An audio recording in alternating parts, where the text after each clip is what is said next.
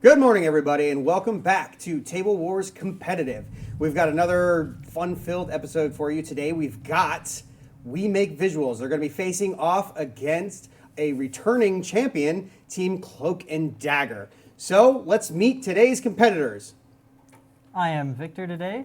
I am a Oath of Vengeance Paladin. I will be smashing faces and healing wounds. My name is Lacey, and I am Tamaruk, and I am a half-orc barbarian, and I just very much like to smash things. My name is Austin, and I'll be playing Lahat, a half-elf sorcerer, shadow sorcerer, and I'll be trying not to get hit by things. My name is Chris. I'll be playing a Wood Elf Cleric, Life Domain, and I will be supporting my team and hopefully not having any of them die. But we'll see. We will, in fact, see. So, you all are representatives from a small town, Embermine. So, you have gone to the large city of Goldwind to participate in a parade. All of the small city-states around the countryside have been asked to send a small force of some of their special operations style fighters, small groups of adventurers and such that represent their city, to do a large display of force in respect of Goldwind, to show just a camaraderie between all the city-states. You've arrived in town, and from the look on the guard that met you, you have arrived later than expected. You are shown to a mage who looks kind of exhausted, like he's had a very long day, who introduces himself as Yillian Stormwind. And he says, "Oh, yes, good. Yes, you finally arrived. I have already sent away some of the others. Oh, there will be no parade. We are in need of your services. Sergeant Mayweather is indisposed at the moment, and so I will be sending you to join one of your fellow groups that have been sent out on missions instead. Presumably you are actually what your city said that you were, in that you are a capable group of special operations operatives, whatever you are. Are you ready to go and send aid to your fellow city-states? Yes? Da. Of course. Most definitely. Oh, good, fantastic. We have the services of a seer who has offered to provide you some assistance as we think the other group may have fallen into trouble. So please go see her and report back to me immediately. All right, well then, I guess we should head out and go see the seer. So you follow the directions he gives you, and you meet the seer. It's a small ramshackle shack with just the image of a crystal ball on the wooden sign above it in the glorious city of Goldwind. You go inside, and she's expecting you, and she just kind of ushers you to some seats to sit down around a crystal ball with a table with a velvet table cover over it that goes to the floor, dims all the candles and the lights, and makes it nice and moody in here. She says, "Yes, I have seen deep into the future, and you all have need of the knowledge that comes with experience." And as she continues to go on, she explains some things that she couldn't possibly have known before about meeting you, demonstrating her power, and reveals to each of you a small secret that will come from your own knowledge of the future, and you all have leveled up to level 4. This is the experience that you would have gained going through this particular adventure, and you go back to meet Yillian, who's waiting with a teleportation circle, and says, "Yes, that's right, get in, please." Take a step in. Yep. And you are instantly transmitted through space and time. It is nauseating. It is absolutely awful. And you find yourself falling, depositing yourself onto the ground, but there is no ground. You are still falling, having finished this teleportation circle. You see another group of 4 adventurers falling through darkness, and there's sand collapsing down around you in every direction, and the two of you end up splitting off down 2 different chutes, and you find yourself at the bottom of this abyss, hitting the ground rather hard, landing in a large pile of sand and debris with a bunch of sand coming down on top of you. The sign up ahead on the wall reads in a language that is ancient but reads to you magically as your main language that your character would speak. It's adventurers, grifters, looters, any who are not welcome here, you have an hour and 30 minutes to get through this and get out of my dungeon. Your timer begins now. All right, so This is where you are in the dungeon. This portcullis is halfway open, just enough for you to duck under, and there is piles of debris and bodies here. You see several Suhagan bodies that are dead and partially buried, and it looks like they may have fallen down the same similar trap that you found yourself falling down in a pile of sand with other supplies and things. Do any of those bodies happen to have anything important that might pertain to give us an idea of what caused their death, or any keys or anything to the surrounding area? Investigation check. That's going to be a 16. Okay, you check their bodies for important things, and you find the basics. It looks like they were armed, they were looters. Some of them have some ceremonial robes, and a lot of them are bloodstained. Not only their own blood from the fall. It looks like the fall is what killed them, and they are partially buried in sand and other debris that has also fallen down this pit. You don't find anything other than that. It doesn't look like they got in a horrible fight or anything. It looks like they just succumbed to this trap and fell to their deaths. All right. Would there happen to be enough robes for all of us to take one? Yes. I would like to. Here you go. We may need these. okay. Or Should maybe. we put them on now? Let's hold on to them. Let's see what lies ahead. Okay, you guys put away Alright. some torn, bloody Sahagan death robes in your pouches, and you prepare to continue forward. So, this is what you're faced with. This portcullis is actually open, and you can duck under it, and you can continue on as you'd like to. So, what are you doing? I would like to go in and be the first one to kind of enter and take a look to both sides to see if there's any kind of movement or anything like that. Okay. Yeah, you come around the corner and you can see a large pile of bodies, and it looks like they were stacked here. It doesn't look like they fell in a pile altogether. It looks like they were moved at some point in time, although not incredibly recently. Down the other hallway, you can see what looks to be a thin hallway continuing deeper in, which would be down here. And that area in the center is just a large pile of sand and rubble and broken bits. So I'll relay back to them. Something's here and is moving bodies, so I don't know if it's still here, but we need to be aware of that. Be careful when we're moving. We All should right. move more quietly, maybe. Like the kind of stealth. Okay. I will roll follow stealth. suit. Yep. All right. So if everybody's going to be stealthing, I only want one person to make the roll. Whoever's going to be making sure everybody's moving stealthily. All right. All How are right. you? 16. 16. Okay. So you make sure everybody's gear is padded, and any bits of armor that would have made a lot of noise have cloth in there, and you just kind of set everybody up and have everybody move together stealthily. And you're moving down the hallway. So go ahead and move your pieces to where they're moving to. All right. Where would you go? Are we just moving down the hallway, or Yeah, if you want to take one at a lead. time? All right. So as you get up to that corner, you can all move your pieces there. You just You move me in. hear that portcullis finish shutting behind you. And you have chosen to enter the temple against our... And nothing follows. And the portcullis slams shut. And you can hear another grinding noise somewhere deeper than the walls. We should probably get a move on. It did say we have a limited amount of time, so just Right, be careful. 50 minutes by the math I did. So coming around Alright. this corner, you're... Never mind. Okay. Yep. All right, so guys, it looks clear. Let's go on, and I will keep moving Step forward. I want you to make a dexterity saving throw. That is a 16. Okay, your armor brushes up against something, and you kind of just stop quickly before you get more tangled up in it. And it seems, now that you've bumped into it, you can see further down this hallway and right in front of you, is a multitude, a jungle gym, a maze of small, thin, razor-sharp wire cutting across this hallway in every direction. I was wrong. There are wires everywhere. Well, then I have a flail. It's not very good for cutting. Let me try something.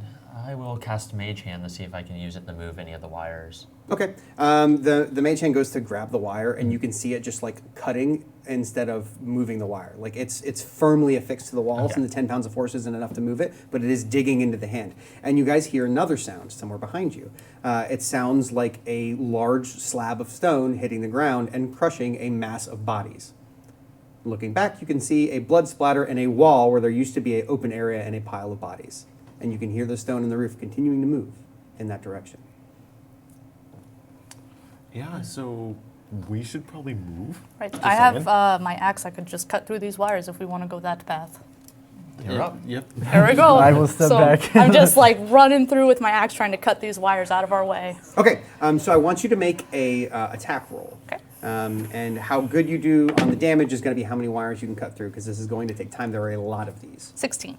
16, that's quite good. Okay, roll damage. Okay. While she's doing this, I would like to cast mage armor. Okay, good call. I would like to be the one behind him, so that makes sure there's somebody between, like he's in the middle of both me and one of them, Okay, so he's not stuck in the back by himself. sure. 10 damage. Okay, you cut through 3 or 4 of the wires just fine. It allows you to move up essentially the first 10 feet through here. You essentially clear a path through the first 10 feet of wires. There are another, good distance of wires down the hallway, but you've made some progress. Okay. Are you guys still back there?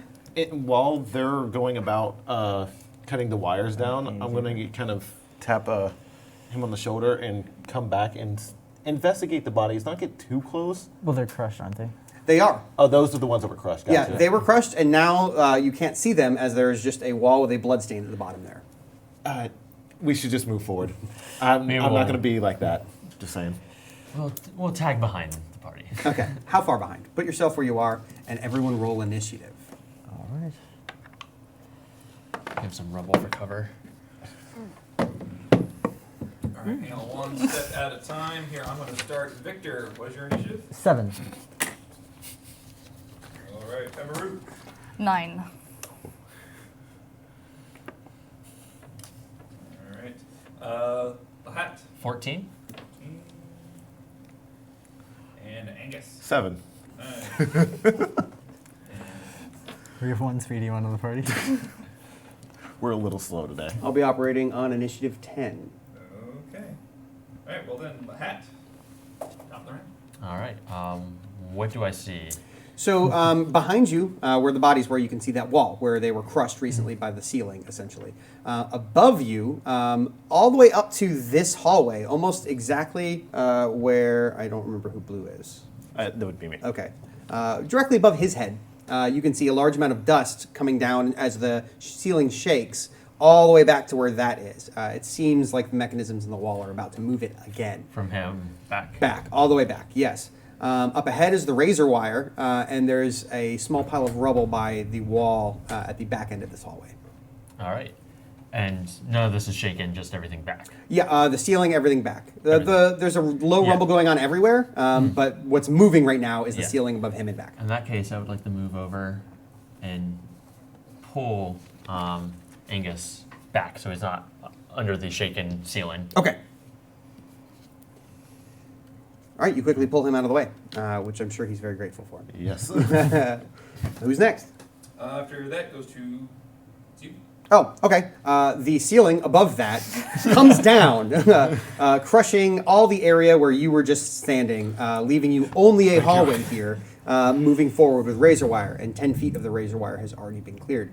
The rumble continues in a loud way, but not in the ceiling anymore. The wall behind you, as you can see it just pop out a little bit in your direction and slowly start inching forwards, pushing you down the hallway with all the razor wire. This wall? Yes. Okay. Who's next? Okay. I'm just going to say, wire can't defeat me, and I'm just going to keep on going through this wire as much as possible. Okay, so move your character up. You've already gone up 10 feet. And yeah, so Like- that first 10 feet, yeah, you can move up to there. Go ahead and make that attack roll to try and cut through some more wires. That is a 18. 18, okay. Roll damage. And then that is 12. Okay, you cut through another 10 feet of wire without too much issue. And so essentially anybody moving through this area, since you were cutting, you can just move forward. Anyone going through it will have advantage because it's much easier to get through this area with all the wires you've cut. Angus. All right. I am going to. Is it possible to swing? The kind of squeeze by Lahat Yeah. and go this Yeah, way. you can move through any friendly character. Okay. And I'm gonna turn to Lahat and Victor and just say, We just need to go. The wall behind us is probably going to push us forward. So I'm going to move forward. Let's see, that was 10 feet, I guess.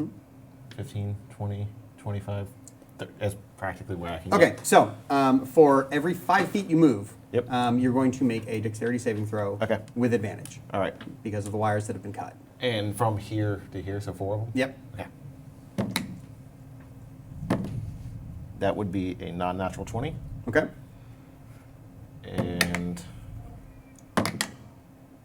15. Okay. 17. Okay. And 12. 12. Okay. You step through all the wires pretty easily until you get to right where she's cutting right now. And as you're trying to kind of slip through that, it's a little more difficult. So you do end up taking a little bit of damage from the razor wire. You take 4 points of slashing damage. Who's right. next? After Angus comes Victor. All right. I will move forwards, and I will use my divine sense just to see if there are any celestials, fiends, undead, consecrated or desecrated within 60 feet. There are. You can sense at least a couple of undead presences within 60 feet. All right. I will let everyone know that we are about to make the undead dead again. All right. Sure. Hopefully not re-deads. Yes. Who's next? After that, top of the round, the hats. I will also move up. Oh, did I have to make the rolls for that? Yes, for every 5 feet of movement up to there, So that was it's dexterity saving throws at 3 for advantage. both. Okay. That's Wow. All right. So I had a That's 13 and a 10. Okay. Both of those are not going to be enough, unfortunately. So you only get cut a little bit. 2 separate wires give you little nicks for 1 point of damage each. Okay. my first one was a 6. It's, yep, not going to cut it. Oops. Well, it will. Well, it'll cut you. All right, and then the second one will be a natural 20 and a natural 19. Okay. What are those? And then the third one is a 15. Okay. You get 1 little slice for 1 point of damage. All right, and then I'm going to try and cast Chill Touch on the wires up ahead Okay. to try and get like at the farthest ones possible. So Okay, sure. Roll to hit. that's going to be a 12. That's going to be enough. So roll damage. Oops. Chill Touch is D8 or D6? Oh my. D8, and it's going to do 8 damage. Oh. Oh, Okay. nice. Yeah, you managed to just turn a couple of them brittle and they shatter apart. All right, and they can't heal anymore. Yep, that's going to clear up 5 feet of space at the very end. All right. Okay, who's next? All right. After the hat is you. Okay, the wall, as it kind of moved suddenly, just jumped forward a little bit and started slowly moving. It has made its way 10 feet and is now filling up the corner space behind you guys. Who's next? After that's Tamaruk. All right, I'm going to just keep cutting this wire. Okay, That's a 15 to hit. okay, yep, roll damage. That's 6 damage. Okay, you managed to cut your way through another 5 feet of wire, not 10 feet this time. Okay. After that is Angus. All right. I will take the 5 feet forward. Mm-hmm. So, Yep, 1 with advantage. okay, that's better. That's a 15. 15, that's going to do it. All right, and I will take out my mace as if it's going to do anything and just start trying to help. Okay, yeah, Smack roll the that hit, wire. roll damage. All right, and that is 12, 13. Okay, that's going to do it. Roll All right, damage. and damage would be 3. 3. That's enough to get through another 5 feet of wire, so you can move yourself another 5 feet forward. Yep, I will do that. And I tried hard to slash anything with a mace. You're doing great, friend. And if you want to move forward, the next 5 feet has already been broken by that chill touch. Oh. So you can move forward with dexterity with advantage. Yes, I will move forward then. Is it possible to get through Yes. here? Okay. Yeah, you can get all the way into the room. I will just take that first step in the room and just kind of see what's going on in there, but that is a 14. A 14 is going to do it. Okay. So, while you step into this room, you can see this large bronze statue holding up this head. And the head gleams a dull green as if it were reflecting something, but you don't see anything being reflected in the room. But it's reflecting something from that direction over there. And you can see a couple of the corpses rise up from this pile and start to shamble in the room. Do you have a quick moment to shout anything down the corridor? Please do. There are undead in here, so be careful when you step in. They're in the far corner. I already said that. Who's next? And Victor. Okay. All right. I already said that. And then I will move forward Sure. and try to enter in the room. All right, advantage for each 5 feet you move. 5, 10, 15, 20, 25. And so that's 5 rolls. 18. 19. 17. Coming down. Nat 20. 13. And 13. Okay, you somersault and flip your way through these razor wires, and you get a couple of nicks for 5 total points of damage. Okay. And you make it all the way through with minimal blood loss. All right. So all you've done is movement. Do you want to take an action? I would like to. Well, actually, I don't have much more movement, so I will take I'll move a little bit closer over here, and then Okay. I'll take the dodge action. Okay. Who's next? After that is Okay. The zombies rush towards you guys.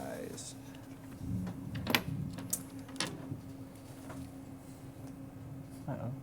They're not great at rushing. But they don't need to be. They don't need to be. They just need to surround you. Friend. So many friends. Okay, and they go to batter you with battle axes. One of them actually goes to batter you with a battle axe. And the other one goes to stare you down. Bring it on. I welcome any Something like that. challenges. Okay, so that is a 16 to hit.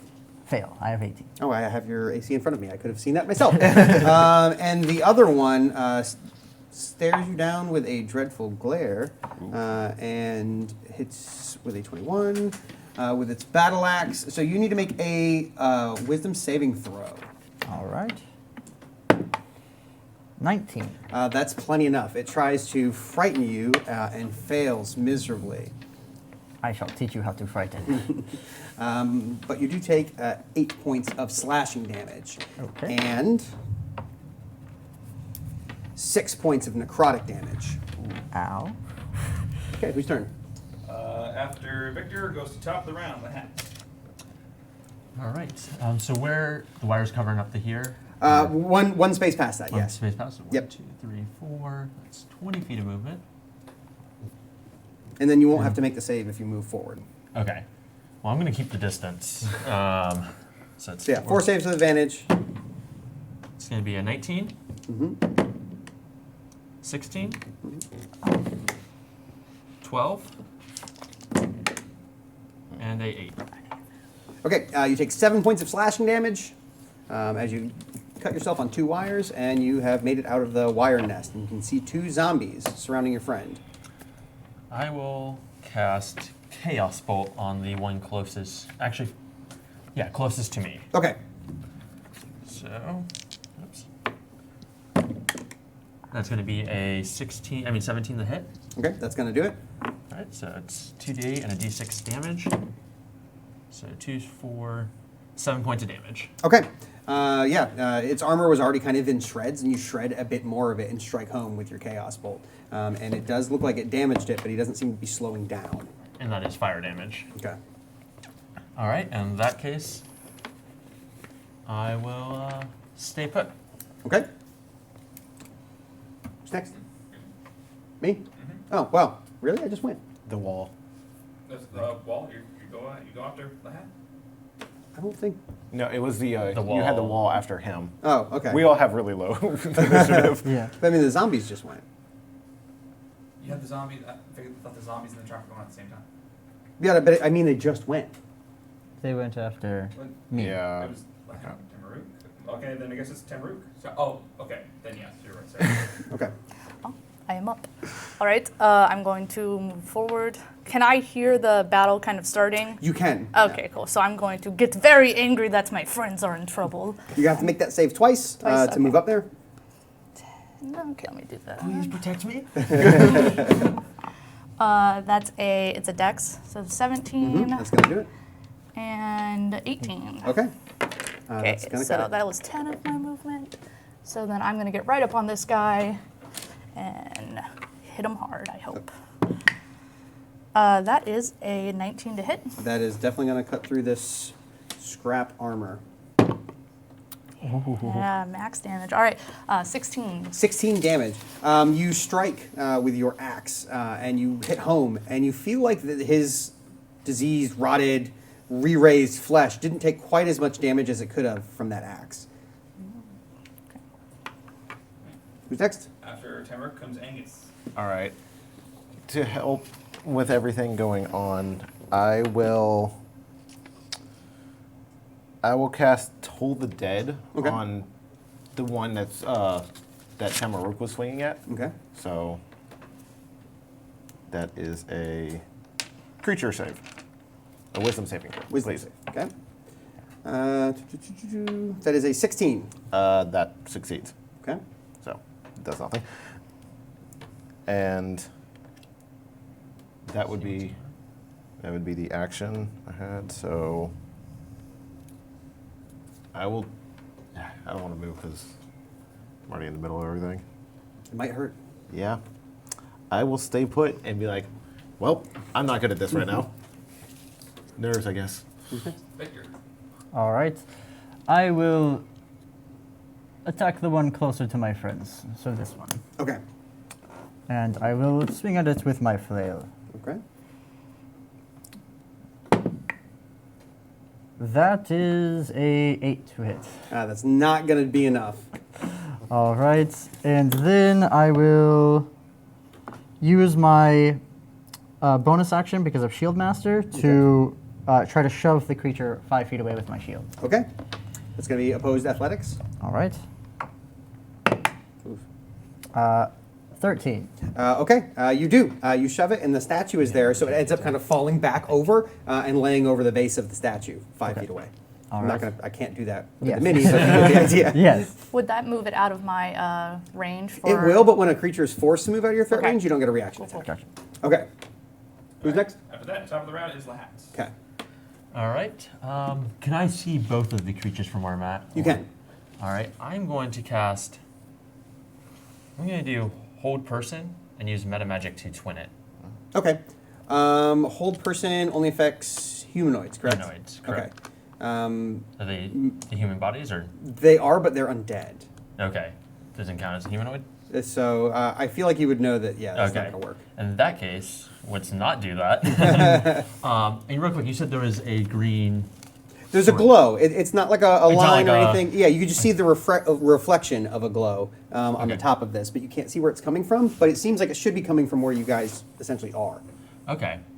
Well, in that case, I will stay where I am for now because the wall still has a little bit of movement. Yes. Okay. Yeah, it's got another 10 feet before it's to you. I will cast Firebolt on the one we've been focusing fire on. Okay. Roll to hit. That's going to be a 10. That's not going to be enough. And I will just keep an eye on that wall as it keeps getting closer. Okay. Yeah, you go for it, and it just kind of bounces off his armor Alright. and gets kind of absorbed a bit. Okay. The wall moves another 10 feet, and it's shockingly close to you now. Alright. It's alarmingly close to you, but it's not crushing you, so that's a bonus. The one gets back up and goes for his battle axe attacks. Someone might need to make room for me. Will do. Okay, so that is a natural 20 and a 9. So it's going to be one hit, and then You are getting a natural 1 and a 13, neither of which hit. So Who's getting it? that is going to be Tamaruk is getting hit right now for 8, 9, 10, 12, 13, 14, 15. 15 points of damage, with 4 points of that being necrotic damage. Okay, so what do you want me to have that to? So it would be, because I take half damage when I'm raging, unless it's psychic. Unless it's psychic. That's all of it would be halved then. Yeah, so that would be. So it'd be 7. Barbarians. And then the necrotic would be 2. Not on top of that, but just so you know for your max health. Okay. Right. After those, it's Tamaruk's turn. All right, I'm going to hit back. Okay. That is a not nat 20 to hit. And 11 damage. Okay. It doesn't feel like it did quite that 11, but it did strike home pretty tough. So who's next? After that is Angus. All right. Well, seeing as this is just becoming a problem, I'm going to channel divinity and turn undead, Okay.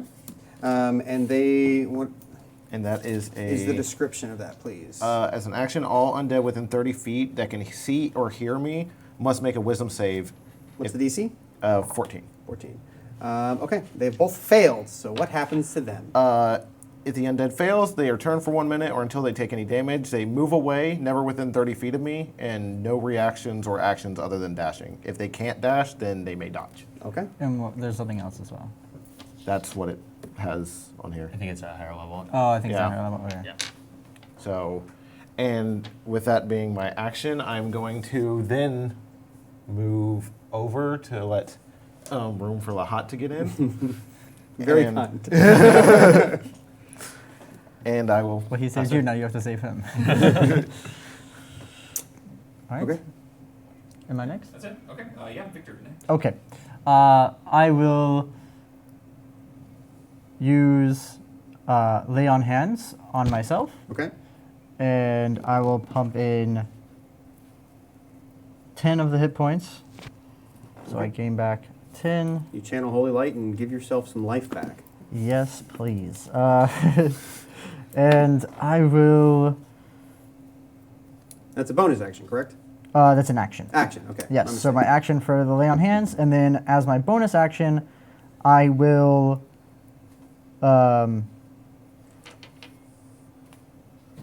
do nothing. Okay. And that is all. Fantastic. I don't have anything. Who's next? Top of the round, the hats. All right, I'm going to attempt a firebolt at the one closest. The injured one. Yeah, the injured one. One more time. And we're going to roll a 12. That's not going to cut it, unfortunately. So close, but so far. I'm going to look at my arcane focus and wonder if it's working. And Come on in, try buddy. and move in. Am I able to pass through that? You can, yes. Yeah, as long as it's a friendly square. And that will actually pass one more square away. And that area counts as difficult terrain, but it's still close enough you can make it. Okay. Okay. Your turn. Okay. The wall finishes slamming into the other wall, completely sealing off that passageway as the zombies continue their assault on you all. They are turned. They are turned. I stand corrected. That Good means thing you didn't hit. that means all three of you will be getting reaction attacks if you wish to take them as they flee. Yes, Yes, All yes, yes. absolutely. I'll be getting one on the one that was on the left side. Okay. So I'm closest to. So 14 to hit. That is going to hit. Oh, hands slow down. Timberrook hits. Okay. Damage for Timberrook. 13. Okay. All right. Who else is attacking? I am. All right, your attack. Okay, Angus, how much? That is a 15 to hit. That does. All right, Okay. and that Damage? is. Hang on. Oop. 1. Okay. Okay. And then who else is attacking? Yes. Victor is. Victor. It's a 21 to hit. Yep. And damage is 5. Okay. Okay. So now that they've all taken damage, they don't flee, and they turn back around because they are broken out of that by taking damage, and they walk back the 5 feet they made it before they got their reaction attacks, and they take their turns. So that's going to be a multi-attack. So that's a 16 and 17, both of which hit, and a 15, which does not hit, and you make a wisdom saving throw. Wisdom saving throw. Who got hit? So Tamaruk got hit twice, and Victor got missed once, and he's making a saving throw. I got a 7. It's not going to cut it. You are going to be frightened in a moment. Let's see, so that's 8. So you take 4 points of damage, one of which is necrotic, and then another Tamaruk. 1 hour remaining. And another 5 damage, 2 of which are necrotic.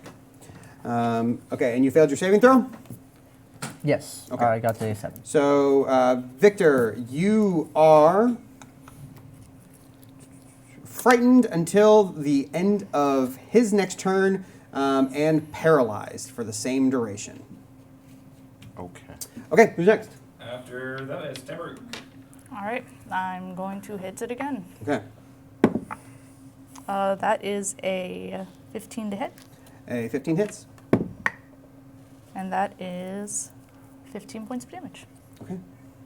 Who's looking like what? I am looking scared. Tamaruk is Angus. Okay. All right. So standing where I am for my action, I am going to cast. Focus on knocking these guys down. Yeah, I'm going to cast Guiding Bolt Okay. on the one standing in front of me. Okay. Or, yeah. So spell attack. Because you get disadvantage, right? Because it's ranged. Right. Yeah, it's a ranged attack. Yeah. So. Spell attack modifier. That would be a 9.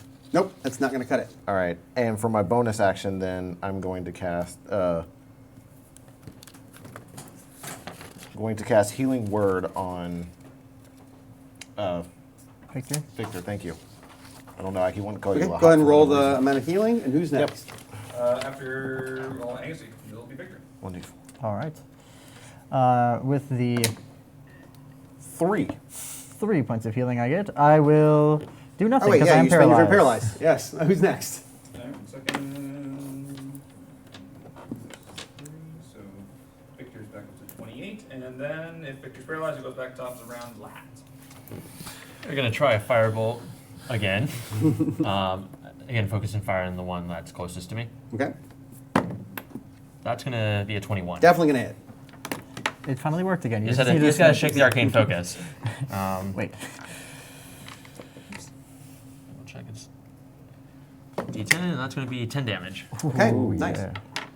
yeah. So you finally hone that firebolt in and really nail it right in the chest, and you can see it kind of start to burn from the inside out, and eventually it just becomes a burnt out husk and falls into a pile on the ground, leaving only the other one remaining. All right. And it is their turn. The wall is still closed behind you, and presumably will be staying that way for a very long time. But it's not moving in. But it's not All right. coming any further. Thank goodness. It's just a wall. It's not a snake. Yeah, good. Okay, so that is a 18 hits, and of course a 7 misses. So you are going to be taking some damage. All right. So Angus, you take 10, 14 points of damage. 4 of that is necrotic. All right. And that is my turn. Who's next? Okay, Tamaruk. All right. And you said I can move through allies, right? Yes, you can move through allies. So am I able to get here? I Yes. can't really see. Okay. There is rough terrain there. one Well, is- hello. And I'm gonna try to hit that guy. All right, go for it. That is a 14 to hit. That does. All right. Oof. 5 damage. Okay. It doesn't feel like a super crunchy hit, but it did hit. Who's next? Angus. All right. I will. Just checking stuff. For the, and just a quick question, the cantrips, you can cast those those are in action or? Most of them are in action. I don't believe there are any that Oh, are yeah. bonus Okay, action, but never they're mind. generally in action. I missed it on my sheet for whatever reason. You Then, can just cast them infinitely. yeah, for whatever reason, I was like looking, I was like, I couldn't find the, how long it took. I don't want to be here, but I don't want to get hit again. I will cast Cure Wounds on myself Okay. for 1d8. 7, so 9 because I'm a life cleric. So 9 hit points for myself. Okay. Angus recovers 9 hit points and stays still. Who's next? After Angus is Victor. All right. Victor will try to take down the zombie in front of him. Okay. 17 plus 4, so 21 to hit. 21 hits. All right. And because it hits, I will pump 1 level of Divine Smite into it. Okay. Roll that damage. All right. Make him dead again. Or undead. Just kill him. One of these. This is payback. 8 plus 2. And then the Divine Smite is an extra 1d8. No, 2d8. Yeah. And then an extra 1d8. So I get 3d8 because it's undead. So 8, 9, plus 6, 15, and then 18 plus 7 is 22. So 24 damage. And how much of that was radiant? All but 8 of it. Okay, so 16 Yeah. radiant and okay. Yeah. So you don't feel like when you strike with your weapon, you don't feel like it did that much, and then you just pump holy power into it, and you can see it just light up from behind the eyes with holy radiance. It didn't seem to like that. How Who's does next? it feel? Lahat. Am I able to get a good line of sight on Yes. the undead? All right. Yep. Now that I've honed in my firebolt, I'm going to do it again. All right. That's going to be a 22. That does hit. Yeah, you are. You have honed in your fireball. It's working! And that's going to be 7 points of damage. Nice. Okay. That was a D10. Oh, sorry, yeah, it's a d10. I rolled a d. 8 somehow. So, D10's right here. so it's not that many points. It's 4 points of damage. Then. Okay. I would It like was to an use opportunity. My movement as well. Okay, we're doing a move. I want to try and move to the backside of. Sure, you've got plenty of space to do that. There we go. And keep an eye on if anything's coming through that doorway. Okay. You can't hear anything just yet, but Okay. I'll keep you posted. You do have a pretty good passive perception. Who's next? Zombie. The zombie doesn't seem to know when to quit and continues fighting. Those are both 21s, which unfortunately do hit you, Angus. Okay. So we're going to roll a bunch of damage He's for gonna hit twice. Angus is getting hit twice. Let's see, for 15 points of slashing damage and 5 points of necrotic. Okay. Good thing you healed yourself. Yeah, good thing I healed myself. And the zombie ends its turn. Who's next?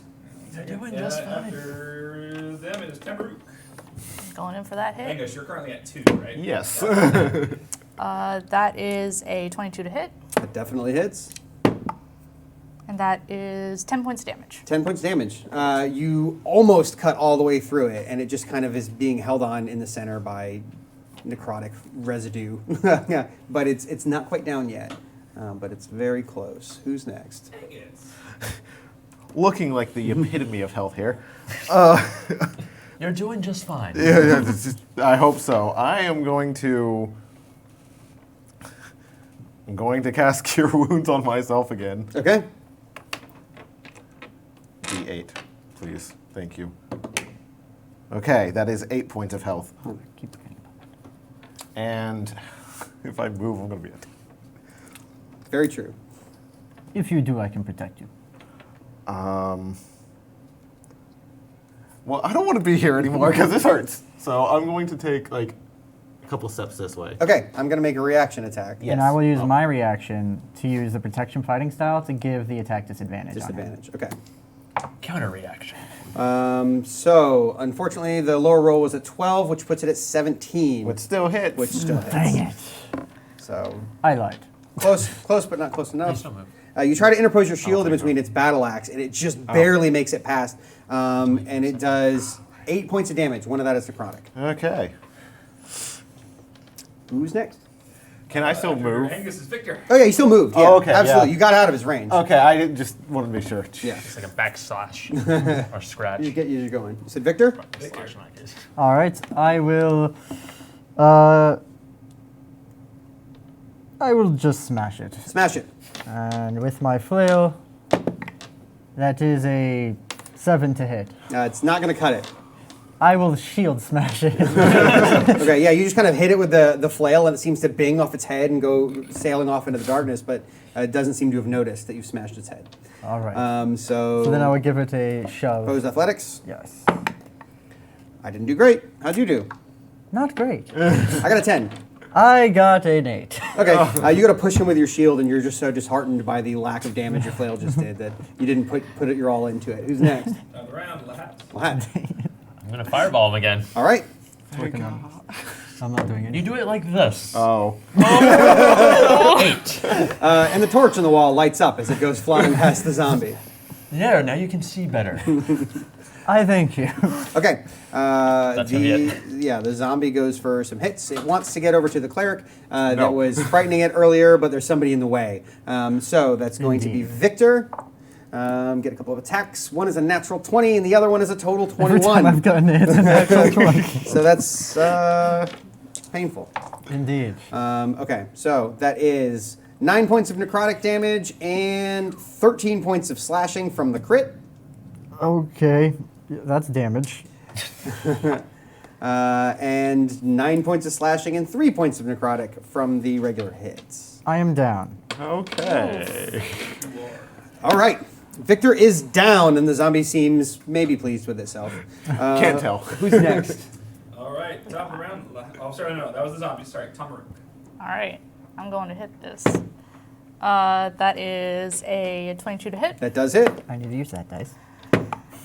and then that is 8 damage. Okay. That cuts down to 4 with its resistance, which happens to be just enough to get that last bit of flesh out of the way as it falls in 2 pieces onto the ground, avenging your friend, who is still unconscious. So, How much damage was that? I'm sorry.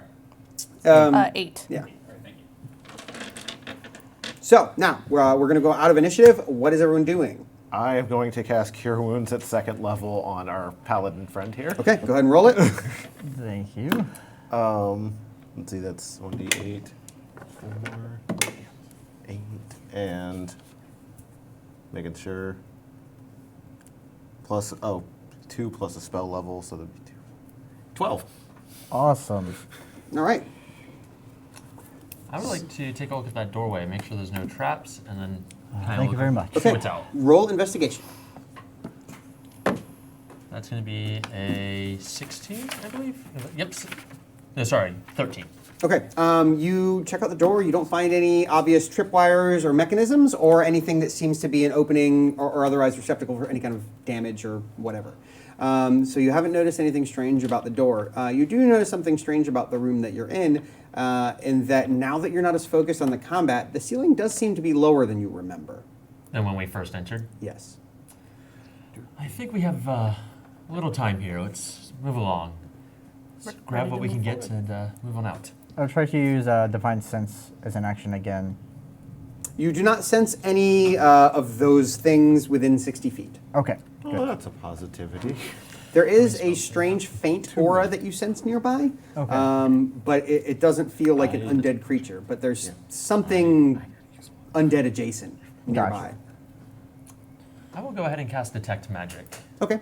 and see if I sense any magic presence in this room. You do. You sense on the statue, again, it doesn't feel like a full-on magic statue or that it's holding anything magical. It's more catching a reflection of something magical. So it's working as kind of an amplifier from a source somewhere else nearby, which is not within your detect magic radius. And then there's something going on in the walls, and it seems to be what's driving the roof to come down. Okay. Am I able to, by chance, tell how far that sense is, how far deep into the walls it is? You can tell what direction it's coming from, but you can't tell how far it is because it's out of range of your detect magic. Okay. So it's in the direction that you came from the Razor hallway, but further away than Yep. the Razor hallway. All right. Did anyone stabilize the paladin? Yes, you got Yes. Cure Wounds for how much? 12? 12. Yeah. Okay. So we want to leave. And that was this room, Angus right? that cast that. Grab anything you need. take a look at anything that you think might help us? But otherwise, Can we should I probably check leave. the bodies, like, real quick, like, as I'm passing through, like, knowing that the Yes. ceiling's on the move? Their armor is pretty much useless at this point in time. It's just shredded old armor that's since been burned and chopped in half very recently. They have usable shields if you want to take those, and usable battle axes. Although the battle axes have been stained by some kind of necrotic energy. I will pick up the battle axe and one of the shields, and I will keep the shield. I'll hand the battle axe to our barbarian friend. You could use that probably. I don't know. I don't want to touch it I do anymore. know how to use these, yes. I'm wiping my hands free of any of the necrotic mess. Sure. Probably a good call. Okay, so the ceiling has kind of reached the top of this statue, and it's slowed down its pace a bit at reaching the top of the statue, but it's starting to crush the statue. And as it's kind of a press, like as it's starting to crush the statue, like as it gets slowed down, you can kind of feel potential energy building up, and it feels like once it gets past the head of the statue, it's going to come down very fast. Or if you two-hand it, it's 1d10. Everyone, we should move. And kind of point them on down to the next. Is it a passage staircase down? It is a passage down. Okay. Yep. Why don't I go first? Of course. Please. All right, so I'm Don't going forget, to. these robes might come in handy, and I would like to actually throw on, like once we get out of the room, Okay. start to throw on the robes we gathered from earlier. I will do the same, but I feel like mine is too small for me. Okay. When you go down this passageway, you come up a passageway that is off the map for a short period of time, and you end up coming up here. So this will be your next location if you want to Okay. go ahead and grab your piece. Yeah. And then I'll turn the Sorry. turn the Not map the whole for dungeon. you. Yeah, that's what we do. We destroy things. Dun, dun, dun. Siege damage. Okay, and Tamaruk, you're going first. Yes. Okay. Ooh. Yeah, just put yourself on the thing there as you want it. Yep, I'll be in the back. Okay, you enter this room and it looks kind of messed up. It's been here a while and things move and fall and collapse and do things around here. And you see a broken table that's kind of being used, stacked up as well as it can as a table. There's a desk that's been kind of pieced back together and is being used recently. These candles are all lit. Somebody is obviously in here. There's a bookshelf that has kind of collected faded pages that look like they've been gathered up around here in this faded ruined temple. You can see a gentleman in the far corner who seems to have noticed you. He has pallid, pale skin, and he looks, if a undead were not undead, he's somewhere along that line. He looks like he's been alive a very long time without sleep or coffee. And next to him are two large dogs that look like they're pretty much on the dead side, but aren't. There's definitely some necromancy going on, but you're not sure exactly that they're zombies. And you all said you put these robes on? Yes. Okay. I'm going to pull him forward. Acolytes? Well, yes, we've come here to learn. I haven't seen acolytes in a year. Well, then, we are more than willing to learn. We're actually enthused, excited to. Please, what can we do for you? You're followers of the Father? Well, yes. Where have you been? How did you get here? We got sidetracked a little bit of a detour on our journey. I see. Have you brought the manuscripts? Yes, it's in our bag here. And I'll just pat the side of my bag. Excellent. Bring them forward. Come to me. Oh, yes. Move forward. I move forward 5 steps and start searching the bag. Okay, you can turn the table. And when you get a little bit closer, you can see the horrible dog creatures kind of turn around and start sniffing. And you can see dust going in and out of their nose. So I take 5 steps forward. I want to listen to hear if anyone follows me. Sure. Yeah. I'll follow I'll you. take a little step in the room, but I'm still sitting in the back. No, I'll follow you.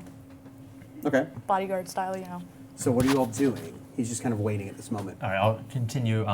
As I'm walking forward, I kind of want to glance in the room. Okay. What do I really see? So you can see he's tried to make this into an office of his. Everything is pretty much destroyed, but he's kind of shored up some of the stuff, kind of makeshift desk, makeshift altar, makeshift bookshelf. The table looks like it's got some food on it, but it's just kind of being held up by one of the chairs that used to sit at the side of the table. So there's papers on the desk. You can't tell what's important or not from here without going through it, but you can look through it if you want. I'll set the bag on the desk and start taken my time, taking this book out, and kind of glance over the papers to see if I recognize anything. Okay. Do you speak any foreign? Do you speak Elvish? I speak Elvish, Draconic, Dwarvish, Gnomish, and Common. Okay. So this is like an ancient dialect that is from the same root language as Elvish. So I want you to make a either history if you have it or a straight intelligence if you don't, to try and piece together what some of this stuff is. All right. Because it looks like what you gather is he's trying to decipher some of these texts, and so these are his notes on what they say as he tries to translate it. So that's going to be a 5. Okay. Something about the apocalypse? I don't know. I see you've been making progress here. Yeah, you just see like apocalypse written and circled like 4 times. I'll hold up. I'll like kind of look at a few, pretend like I know. You've made so much progress. A fellow erudite. I see that you also see. Yes. You have the sight? I wish for the day. Soon, I hope. How long has it been? Oh, too long to remember. It's been quite a journey. Do we have a place we could sit down and pass this book along?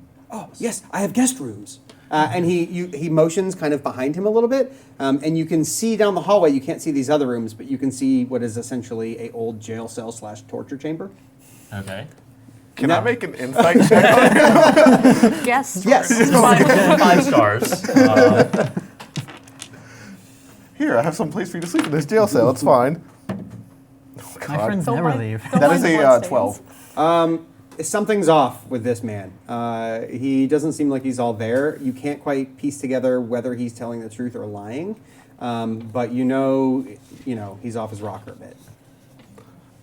I'm gonna just kind of like tell them, because since he's standing far enough away, I'm gonna whisper to both of them, and be like, I don't trust him at all. But I'm whispering. Sure. Did you say something? Huh? Are you sharing secrets? We're just so excited to be here. Again, like I said, it's... Oh, how long has it been since the last time we were able to actually stop on our journey? A long Years. time. Okay, so Yep. before you get concrete information, I want you to make a deception check on your act that you're doing here.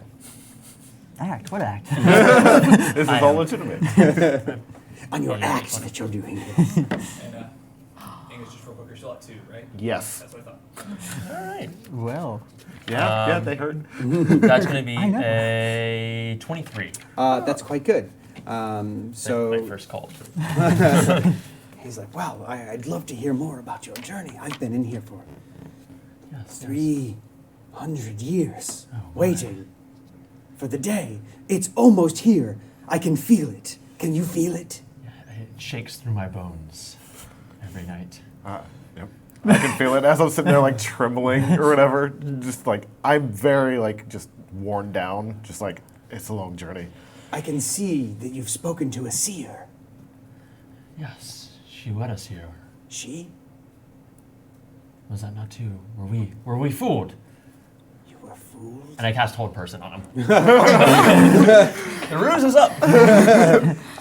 He rolled a 21 total. Yeah, that's gonna succeed. Everyone roll initiative. oh boy. Please, for the love of God. Yes. I'm not using this dice anymore. All right, so I'm going to move around again. So I'm going to start with Victor. What's your total? 1. Oh, Jesus. You're number 1. All right. Deborah. 13. Ooh, right. You're number 13. The hats. 19. 19. So how far apart are we in 1 second.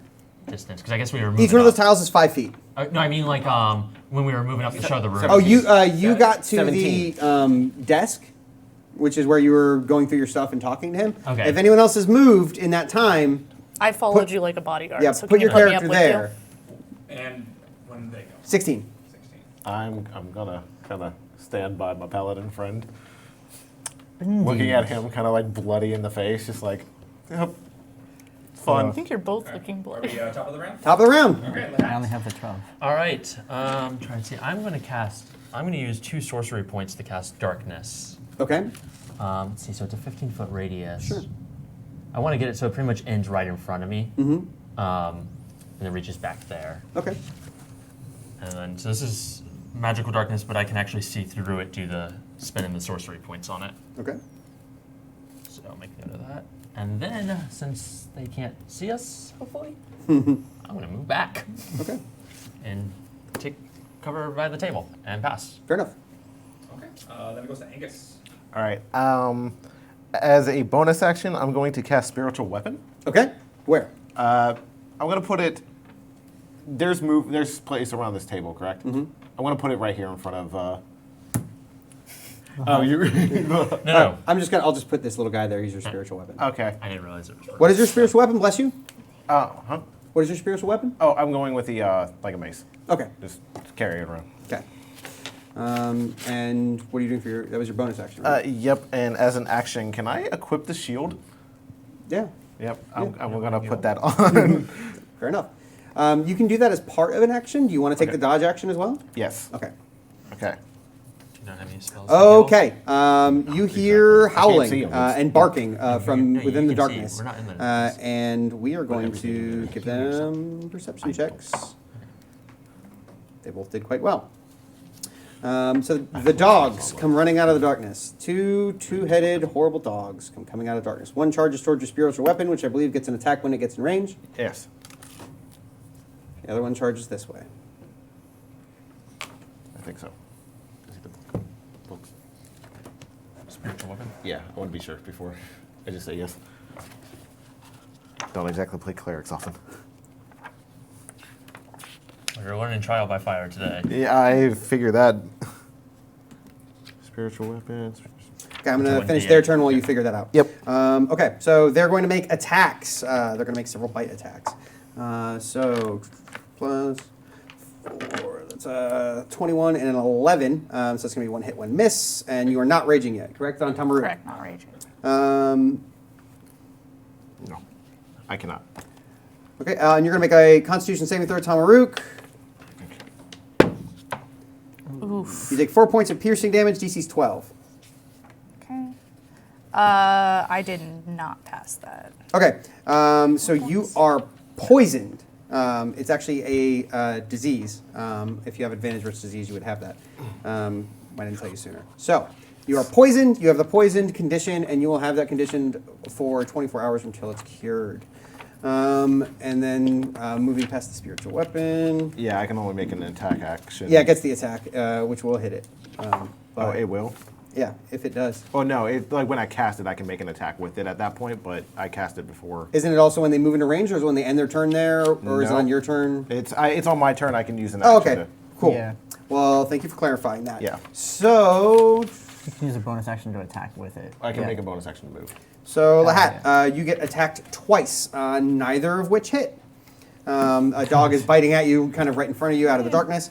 And from in the darkness, you hear, "Liars! Deceivers! The Father will smite you!" And he comes forward. You should still be in my darkness. Well, you were standing here, and you cast the darkness, so it ended right before you. Yeah, and so it should end on that tile there. The Okay. one tile in front of me. So he is going to cast full person on you. Make a wisdom saving throw. Oh, you took my dice. Oh, sorry. DC's 11. All right. Is there advantage to that because he's in darkness or no? No, it's a Okay. saving throw. There would be a disadvantage if you made an attack. All right. And sorry, what's it, wisdom you said? Wisdom DC 11. It is 16. 16. Okay. You shrug off his spell, and he just kind of keeps spittling and yelling and ranting on about that. Go. All right, after that, it's Tamaruk. All right. So I have a dog right in front of me. You have a dog right in front of you. I can turn this, right? Yes, please do. Let me take my dice. Okay. So I need to count some movement here. Here's the poisoned. Yeah, you're going to have disadvantage on attacks and saving throws. I mean. Okay. So 5, 10, 15, 20, 25. And do these cells have gates that I could close? Yes. Cool. So I'm going to get angry again and rage, and then I'm going to. Sorry, not saving throws. Attack rolls and ability checks. Right. So I'm going to get angry, and then I would like to attempt to pick up this dog and walk it to the cell so I can close it in. Okay, so you do your rage. It's going to Right. grant you advantage on strength checks, but you then have the disadvantage, disadvantage. so you have a regular roll. It's going to be athletics. Okay, 12. That's going to be enough. I rolled pretty low. So you pick the dog up. You can move half your speed with it. Okay. So 5, 10. Wait. Half. 15. So right here. Okay. So yeah, you where we move the go. dog a bit out of the way, but not quite there. So on your next turn, you can finish doing that. Okay. If all goes well. Who's next? Victor. All right. Victor will. Probably should take out the spellcaster first. Yes, but getting there. Yeah. What spells do you have? Yeah, if you can't get range, I dog is will. also an option, I guess. I'm going to 30 cast. minutes remaining. I'm going to cast protection from evil and good Okay. on our cleric friend. Gives him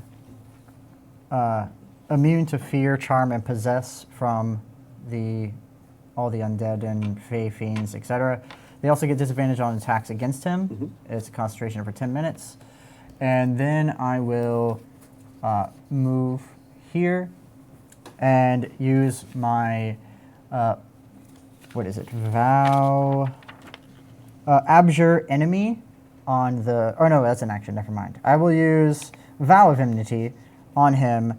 I can utter a vow against a creature within 10 feet and get advantage on attack rolls against it for 1 minute or until it falls Okay. unconscious. So you say something horrible against him, and you're ready to go beat him up. Who's next?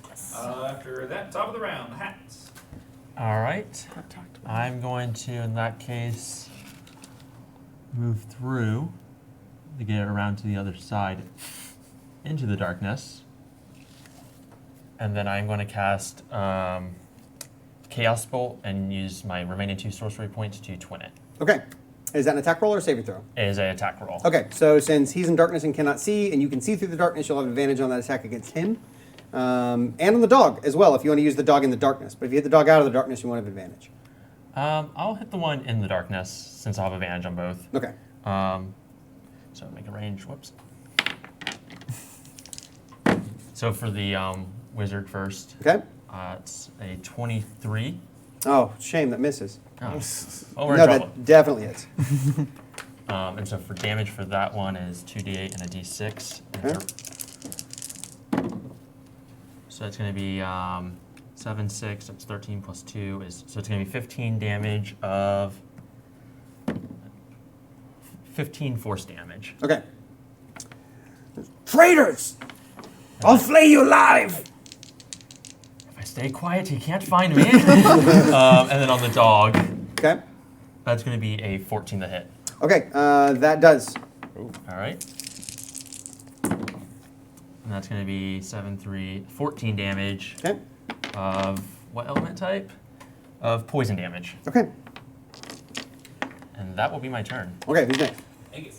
All right. I'm going to use my bonus action with my spiritual weapon to. Is the big guy standing by him? Yeah. Yes. Okay. He is there. I'm going to use my bonus action to make a weapon attack with him. Okay. All right. And that uses that. So I need this. What would be the modifier I get on? It'd be your spell attack modifier. Yeah, gotcha. Right. Okay, that is a 23. Definitely hits. And that is 1d6 because it's a mace. Right? Nope. 1d8 plus. I need 3. So, yeah. 3 plus my ability modifier, which is that still the wisdom? Yeah, wisdom. Plus 4, so 7. 7 force damage. Okay. And I will take the dodge action currently. Okay. So you continue dodging. Old man dogs. Okay. He seems very upset with everyone. The dog continues rushing this way and goes to attack you, Victor. He steps all the way out of the darkness and is going to continue casting some spells. And he says, "Sit!" And you make a wisdom saving throw. He's got dogs that make sense. 7. 7, that's not going to cut it. And you sit. I sit. Yeah. Good boy. I welcome the dog. You did. You did. And the dog's It's like, going to "Come make here, doggy." his Aw. attacks against you. That one's on its side. Okay. I'm happy with that. And I assume he doesn't have good breath either. you get bit twice Ow. while you're sitting there. ever so obediently. Okay, you take 10 points of piercing damage, and you're going to make 2 DC 12 Constitution saving throws. Non-nat 20 for the first, and 9 for the second. Okay, you are poisoned. Okay. Well, Wait. it's the least of my worries. You're immune to disease. I am immune to disease. Then you are not poisoned Aha. because you're immune to disease, and this is a disease. Good thing you got your rabies shot. So you feel like that God would have luck. been bad, and then you're like, oh wait, no, I believe in whatever my god is. Okay, and that is their turn. Who's next? Timber. I am just trying to get that dog in the cage. Okay, that's going to be another athletics. Actually, forgot to take his turn. Lucky you guys. A non-nat 20. Okay, that definitely beats him, and you can continue moving him another 15 feet. Okay, so yeah, would be. Can I go diagonal? Is that Yeah. Yeah. 5, 10, 15. 2 spaces diagonal counts as 15 feet. Cool. Okay, so then once he's in there, am I able to close it? Yeah, you can do that. Bad dog. And you do. And you see there's no locking mechanism, but you assume the dog can't figure out how to open it anyway. We'll see soon enough. All right, after Timber comes Victor.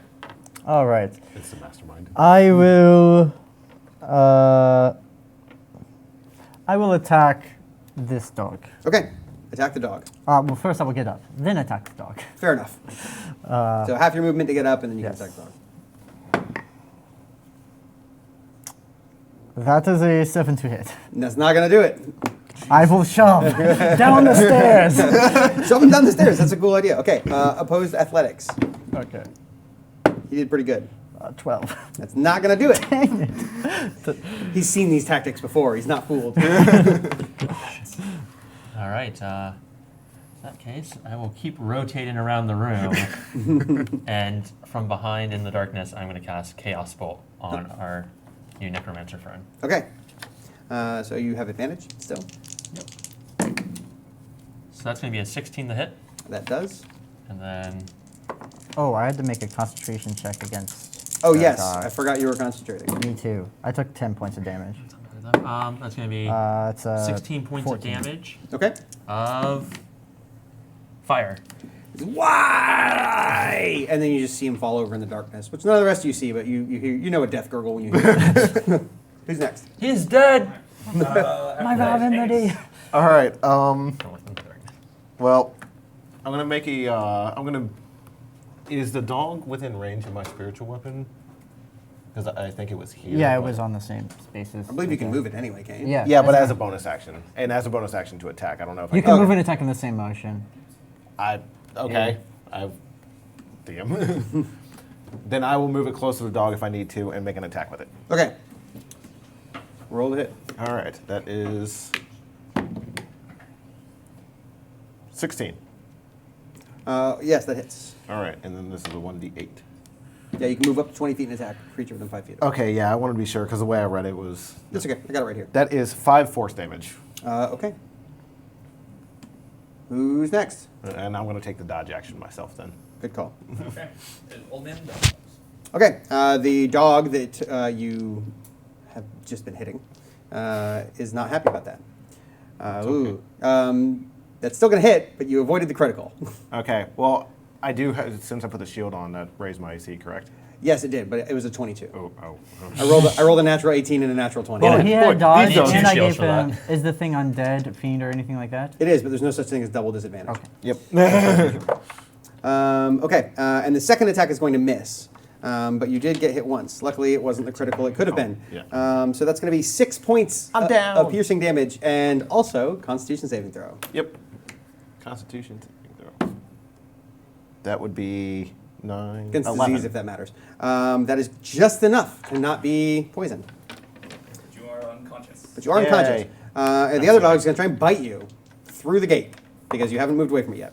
It's going to have disadvantage because it's trying to get through the gate. That's going to be high enough to hit, and that's not. So you get 1 hit for 2 points of piercing damage. And that's halved. The fiend. Yes, so 1 point of piercing damage. You got nipped. He's very upset. You got like 1 tooth through the bars. Very bad dog. Okay.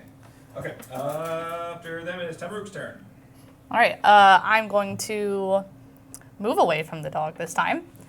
And And the door latches shut, you said, right? Well, there's no lock It's mechanism. closed, but you didn't see the latching So, mechanism within is reach. there rubble right next to me? Yeah, Is it rubble that I could pick up and move? sure. It'd take your turn, though. That's fine. I'd like to pick it up and put it in front of the cell door. All right, you do that. And right. you put it in such a way that it's kind of barring the door shut. Right, Should that's I my move goal. that? But it opens inside. No. I guess we'll just move that rubble. And then you see the magical treasure chest the dog's now guarding. No. Now we gotta Well- go back inside. Okay, so that's your turn, and then you also do get to move away. Who's next? Okay, after Tamrick comes Victor. Oh, yeah. Yeah. Move me Victor? just like one. Yeah, yeah. Victor. Victor. Yes. You're up. I will lay on hands on him for 5 for an action. Okay. And then I will use nothing. I Okay. can do nothing else. Can you shove him again? No, only if I use an action to attack. So I will. Yeah, that's it. That is all. But I will say, bad dog. He looks kind of confused at you. The hat, top of the round. All right. I'll use my free action to drop the darkness so everyone can see Okay. where everyone's at, and that we have a dog in the kennel. And then I will use Firebolt on the dog. Okay. Come on. The one in the fire. kennel? Actually, can I use Firebolt on this one before dropping the darkness so it wouldn't be able to see me? Yes. So that would give me advantage. All right, it's going to be a 23 to hit. Yes, that's it. And, whoops, D10. It's going to be 2 points of fire damage, Okie dokie. and then the darkness will drop. Okay, who's next? Angus. All right. I'm gonna stand up off the ground. My spiritual weapon's gone, right? Because since I lost consciousness. Yes. Yes. Okay. Then I will toll the dead on the dog. Okay. Wisdom? Wisdom saving throw. It got a 15. That succeeds. Okay. So nothing. And that is it. I will Okay. stand there. Okay. Okay, so the dog continues to attack. And fails miserably. It's chomping on your armor, but not getting through. Okay. And is the only remaining opponent. The other one's desperately trying to get through the bars and figure out a way and kind of pacing back and forth, but can't make it anywhere. All right. What happened to the old man? He's dead. Oh, cool. Retired. That was not me. It was That Lahat. Lahat yeah. killed him, yes. that's Yeah. Oh right. yeah, the burning fire. Okay. Yeah, Chaos Bolt. Chaos Bolt. Okay. In that case, goes to, if that's the dog, says Tamrick. Okay. Could I move up to the dog? Sure, please do. Just Step on buddy. You can excuse- flick that guy over if you want. Oh, excuse yeah, me. and you can get Oh, rid- The yeah. spiritual excuse weapon's me. gone too. Just Clear out the gonna body get room. right on this and then attack for 14. Okay, yeah, that's gonna hit. Thank God. I was like, whew, hold my breath. 12 damage. Okay. Bludgeoning. Slashing, actually. The dog is kind of I'm not whimpering, using but it. still coming at you guys. All right. Victor. I will smash with flail. Smash him with a flail.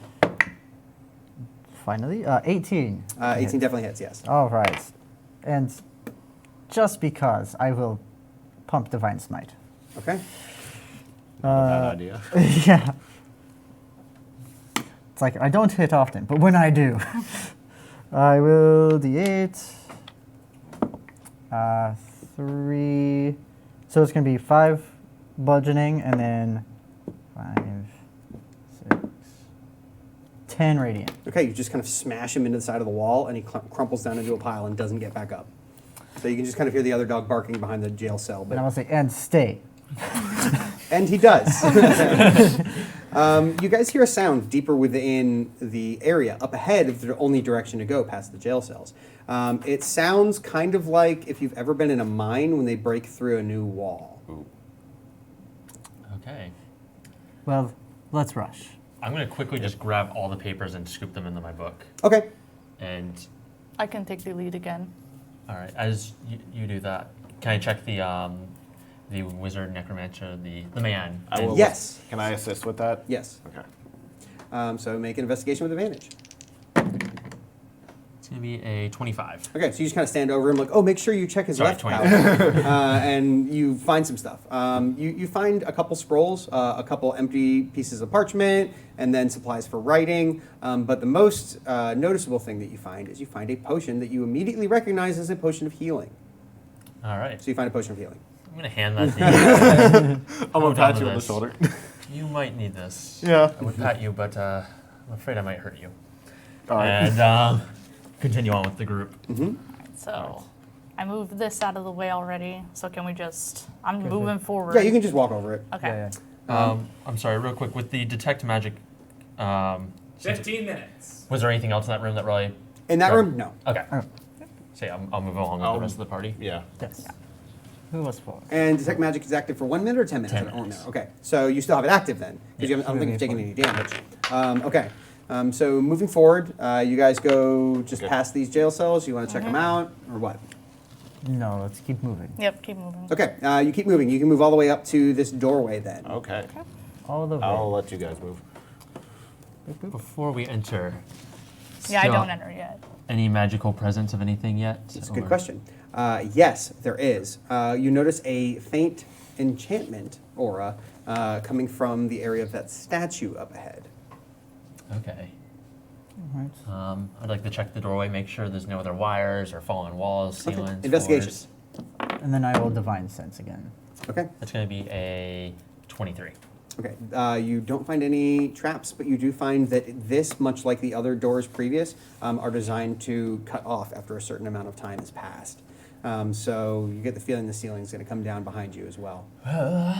We should make this quick. I think we'll see a reoccurring theme here. Okay. Things trying to kill us? The walls Oh. trying to kill us. You know how they say walls have ears? It looks like they also have anger issues. So I'm gonna move I'm in. going to quickly follow behind. Yep. Alright. We're all running it, I guess. Oh my goodness. Yep. Here's the last one. Thank you. I'm too short. Okay, from up ahead, not quite where you are, but just out of around a corner somewhere, you can hear a high-pitched voice that sounds like it's speaking in a condescending tone. But that's all. Nothing immediately in this room. That seems to be coming from down Further ahead, yes. further ahead. And that, what you see further ahead, where these sand tiles are here, this doesn't look like an original addition to this room. This looks like this wall has been dug out, just tunneled through from somewhere else.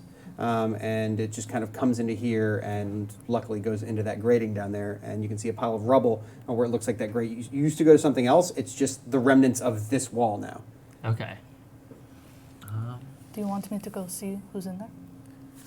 You got this. I will follow and I will cast guidance on you. Tell me what that does again. You get a 1d, if you're willing, you get a 1d4 for your ability check of your choice for up to a minute. I'm pretty willing. Up to once during the duration. And I will stop you from following too far ahead. Yeah, can't so see I anything. am gonna like fully just go on ahead. I'd like to go ahead slightly cautiously, just keeping an eye out for anything that might pop out at me, but like. And you're make still my- wearing the cloaks, correct? Yes. Yes. Okay. Yep. So make my way. So once you get around that corner, you can see a couple of things. There seems to be a small group of people having an argument. And you can see one turned away from you, roughly halfling or gnome sized with a robe and a cowl on. Across from him is a very large creature of a race you may or may not be familiar with, but it doesn't look like he should be that big. If you're familiar with rat folk, he looks like a rat folk, like a humanoid rat person, except they're usually much smaller, and he's very, very big. And then there's another cloaked person in more of like ninja cloak rather than caster cloak. So you can't see their face either. And when the large rat man kind of sees you, looks up, and he kind of grunts and points, the small one, who also appears to be a rat person, except with a diseased snout that you can see bubbles and pustules coming out of, just kind of pointing out of his cowl, says, "Man thing, Grubsneak, go talk to man." And he, Do I hear them say that? yes, Can I rush up he as begins I heard to the go word for it. talk? Panting as if I was trying to catch up. Thank you. Why, hello there. You are the... You're one of the acolytes. We were sent help. Yes, good. We are looking for the arcane battery. We were told it was here and you would be giving it to us. Oh, Yes, in Told you. exchange for the scrolls. Yes, I know. I told you we should have brought it down and not left it in the last room over there. And you hear kind of a squeak of alarm back here, and this one kind of like grabs its large sword a little tighter, and you can see its muscles kind of flex. Can you go get Victor and tell him to bring it up? I'm Duh. sorry, we weren't sure who else might be here and didn't want to just hand off without making sure. Where's my army? They went in upstairs. Why aren't they here? We came in a different And you way. hear the one back here. It's not your army. I'm sorry, whose army is it? Mine. My man thing. But he says it does not matter. I'm sorry, it's irrelevant. Why I'm rambling on. What's underneath this grate? It's just debris. Debris, It okay. looks like it was water down there at some point in time, Okay. but now it's just covered, filled up with the remnants of this wall. Okay. So it's just covered up. Please, just give us one moment. Victor's. Victor, where are you? I headed back to go grab. Hurry up! The Victor. army will be here in less than 10 minutes, and I will not be shown not having the battery. I go grab you. If I'm in trouble, you're dead. Yes, yes. What's the best way for us to help you get out of here then? And once we pass this off, What? I mean, the army's here. We want to make sure we give them a warm welcome. Is this the? You place weren't we wanna supposed to do? come with us. You're staying in your temple. We're Yes. going with the battery. Yes. Where are you heading off? We want to make sure we. That's give none of you- your business. It's all right. That's fair. Anyways, the battery, last I heard, was in Victor's hands, and he's on his way. We'll get this Victor. Bring him back. All right, so you tell me about this battery. I'm gonna follow you guys. I'm like filling you in, like, I don't know what's going on, but something about the battery and the angry rat So people. you all think that you saw a magical artifact in the hands of that other team that you ran into when you first teleported here, but you haven't seen anything like that since you've been down here. So it seems they picked it up wherever they fell from, and you haven't got it. Okay. So I'll turn around, and I'll see them coming closer. Where's Victor? He was with the other group that came down with us. What other group? There's another group of us acolytes. We got split up when we entered. Well, go get them. All right, that doorway's closed. It's still open, but you can see like the top of it. The ceiling is coming down. Sure, come with us. They're over in the other room, and we'll start leading the way back in, kind of trying to tell the group, signal to the group, let's take it slow. We'll just roll with what happens. So in the direction of that tunnel, you can hear kind of through the floor and through the walls a rumbling sound of another tunnel being excavated in that region. Okay. And like there's the thudding of thousands of feet hitting the ground, and that tunnel's being done very quickly. It seems like there's going to be a lot of things digging into this room fairly soon. Okay. In say maybe 7 minutes and 40 seconds. All right. And does he follow me, or is he just waiting? No, he's standing there. All right. And wearing robe, humanoid? And He's humanoid, but you can see the rats now, kind of Okay. peeking out. yeah. If you want him to follow you, you can try and get him to follow you. Yeah. Okay. That's my- How are you going to do that? Where's Victor? Where's the other group? I just point behind the other room. I'm so sorry. We don't have time for this. I know. Fetch them. Come on, let's hurry up. And follow me, and I'll lead into this. Make a deception. All right. As they're walking by, can I examine this fountain? Yes, yes. You can make an investigation. Yeah. 14. Okay. Let's just leave it up to the dice. Fine. And he kind of like turns back to the others, and they kind of issue him forward, and he goes to follow you. And he follows you all the way back into that room. What'd you get on your investigation for the fountain? 3.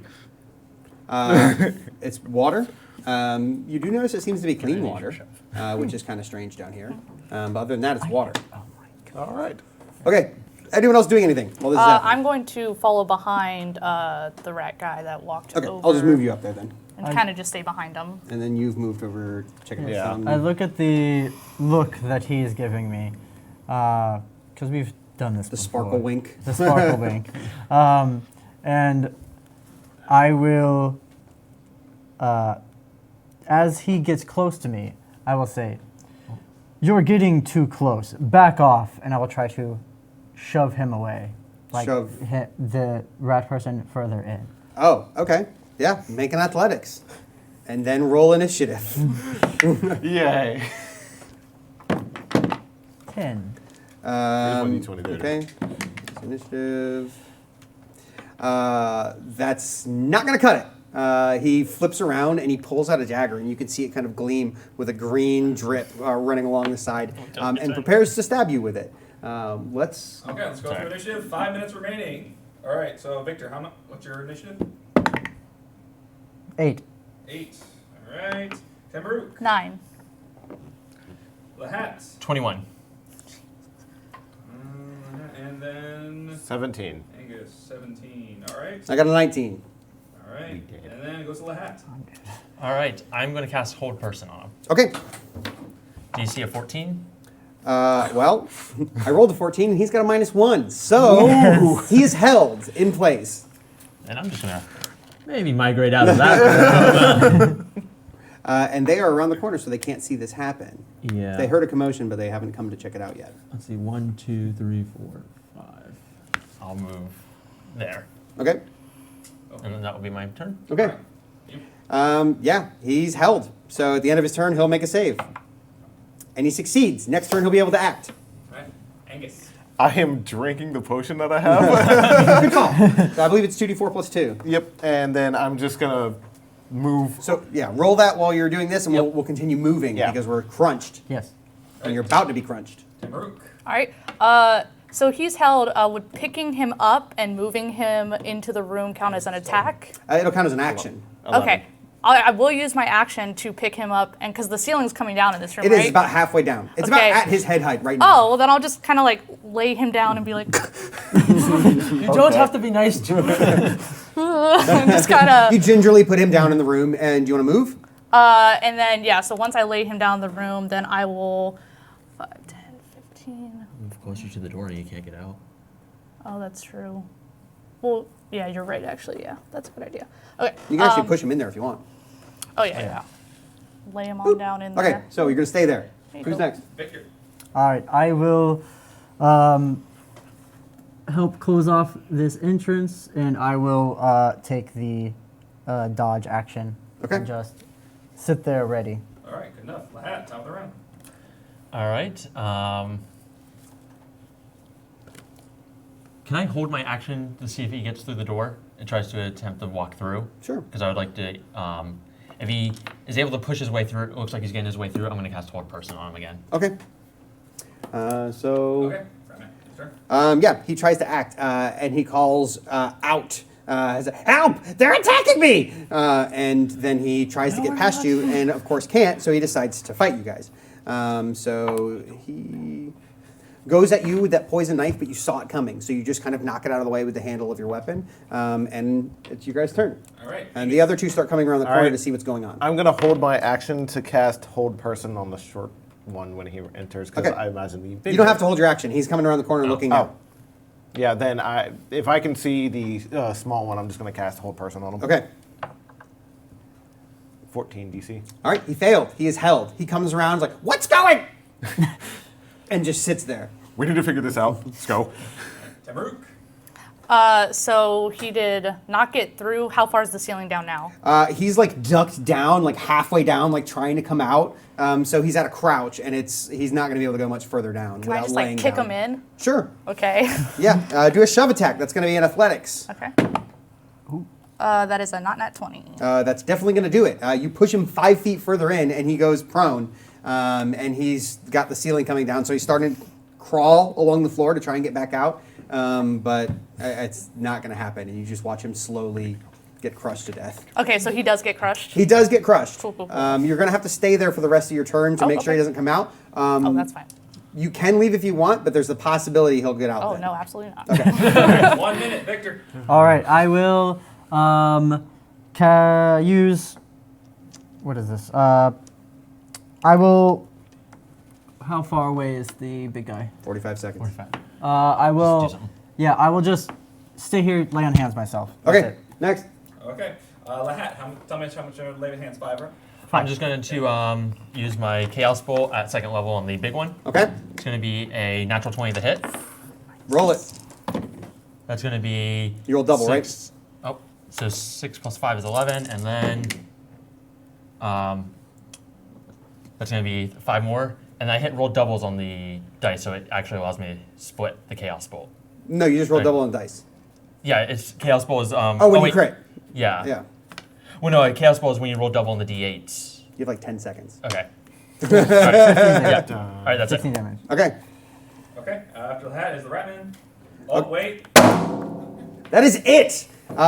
In through the wall ahead of you busts a huge hole as the wall just essentially collapses. And you can see rows and rows and rows of ratmen filling a hallway. And they come in to ask questions. And you are surrounded, and we'll have to find out I can talk where away we out of go from this. here next week.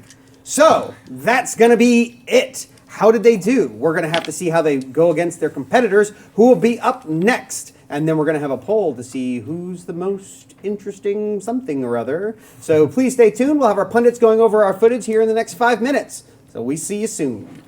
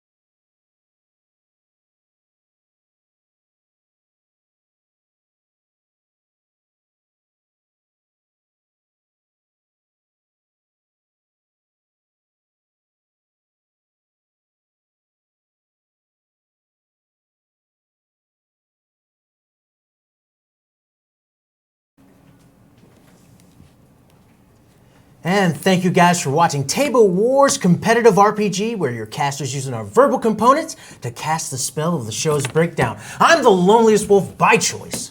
And I am Mystic Filmmancer. Hello, and thank you again for tuning in. This is our third day. Third day. Our third Look at day. us, We we're are doing it. well into this competition now. This is getting pretty exciting.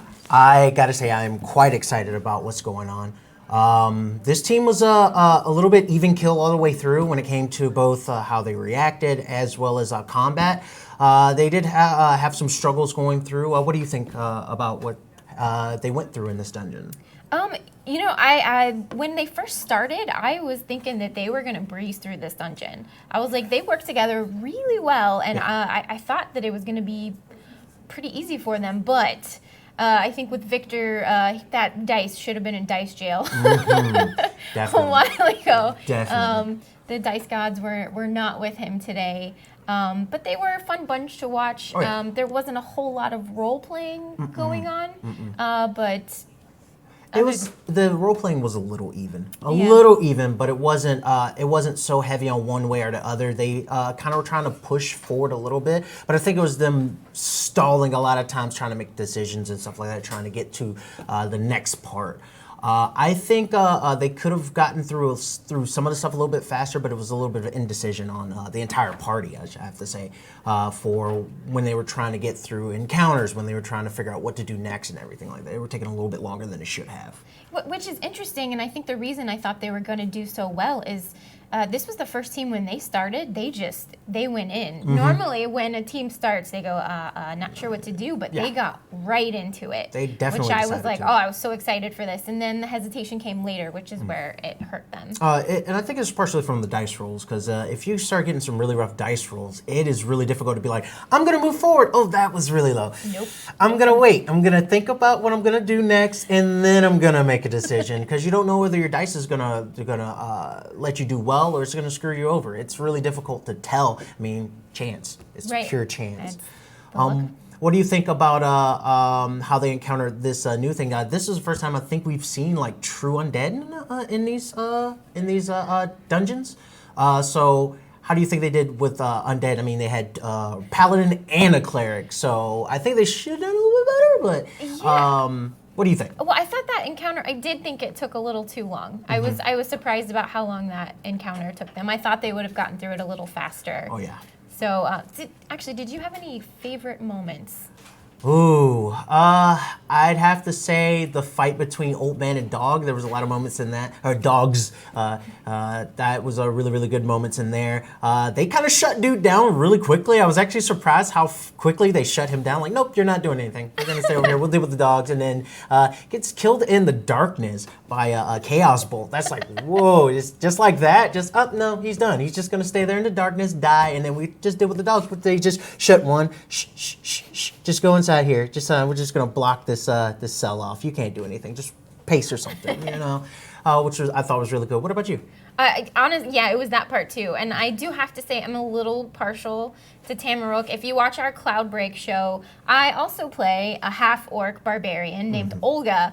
And I think she even kind of had the same accent. So I kind of felt like maybe that was like Olga's sister or something. Kindred spirits. Definitely kindred spirits. Right there. At one point, Olga had to just pick up a cannon and take it. So that moment came back to me when she said, I'm just going to pick this dog up and shut it in a cage, which I thought was so good. Did the same thing for the rat guy. She was just like the entire time, shh, shh, shh, shh, I'm just gonna put you in here. I'm just gonna put you. No.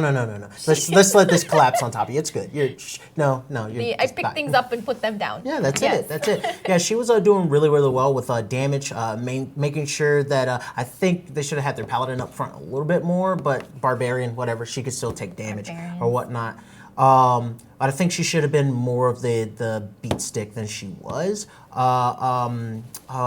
What's the caster gentleman name who did the Chaos Bolt? Lahat. Lahat was doing a lot more of the damage. He did a lot of He was doing damage. a lot of damage. At first, it was like a little slow, get to going, getting some really weird rolls. Knocked around his arcane focus a little bit, and then gaja, I'm gonna shoot magic all the time.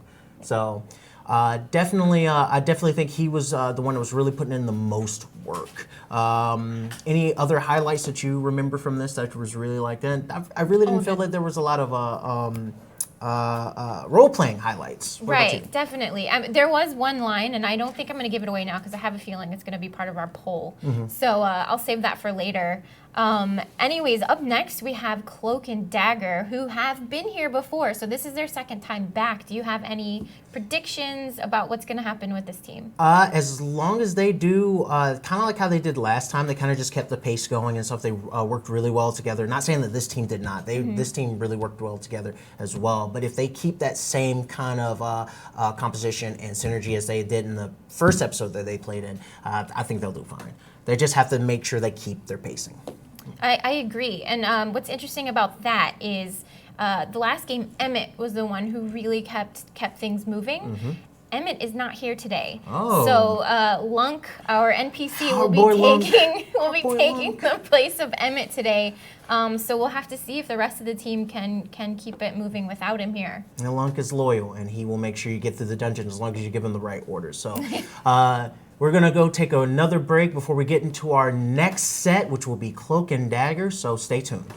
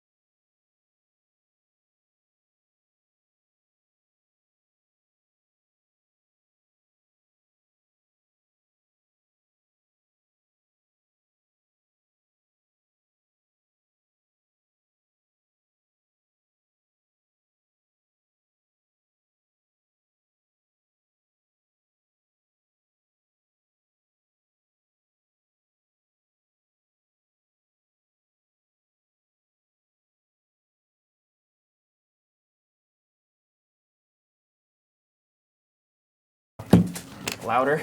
So your Oh yeah, I voice need is to quieter, talk louder so that they and I need turn to me talk down. quieter, so- Because I was apparently really loud last time, and Josh was really quiet. Yeah. What are you? You're red? Okay. I am red. Okay. Check it. Go ahead and talk for me. Hi, my name is Ed. I'm here. Does this sound any better? Okay, well, I like to eat spaghetti.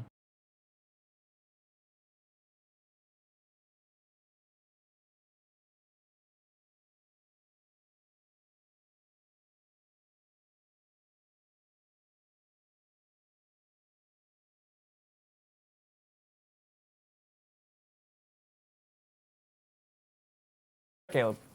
Yeah, okay, Actually, no, I'm wrong.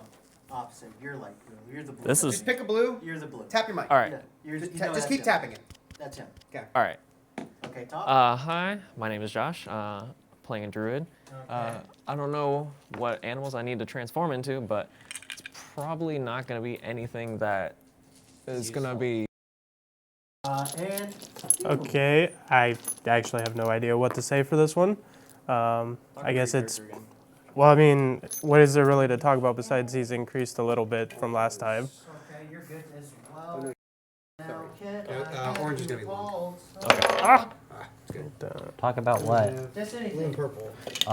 Well, you know, I like to shoot things with my Eldritch Blast because the master everybody? says Oh, I need my to. bad. I Everyone mean, talking together all Renegade. the okay. time. So great. Carry I over. love Probably play throw this out. game. It's a little Yeah, we're bit good. You're good, good, good. swizzle. All right.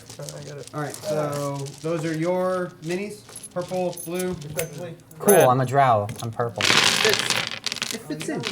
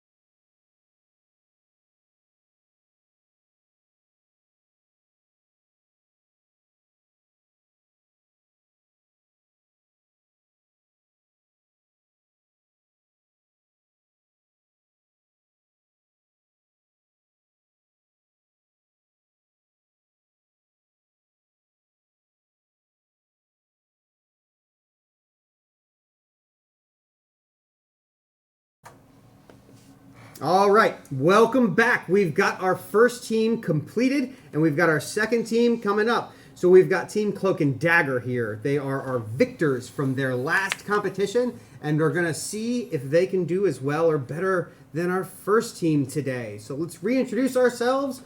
Who have we got? I am Harley, the Drow Warlock, and I'm ready to blast some stuff.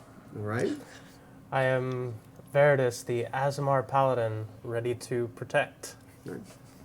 Filling in for the blank seat here, we have our lovable Lunk. And then... I'm Perio. I'm a druid. I love animals. I don't like that armor you're wearing. All right.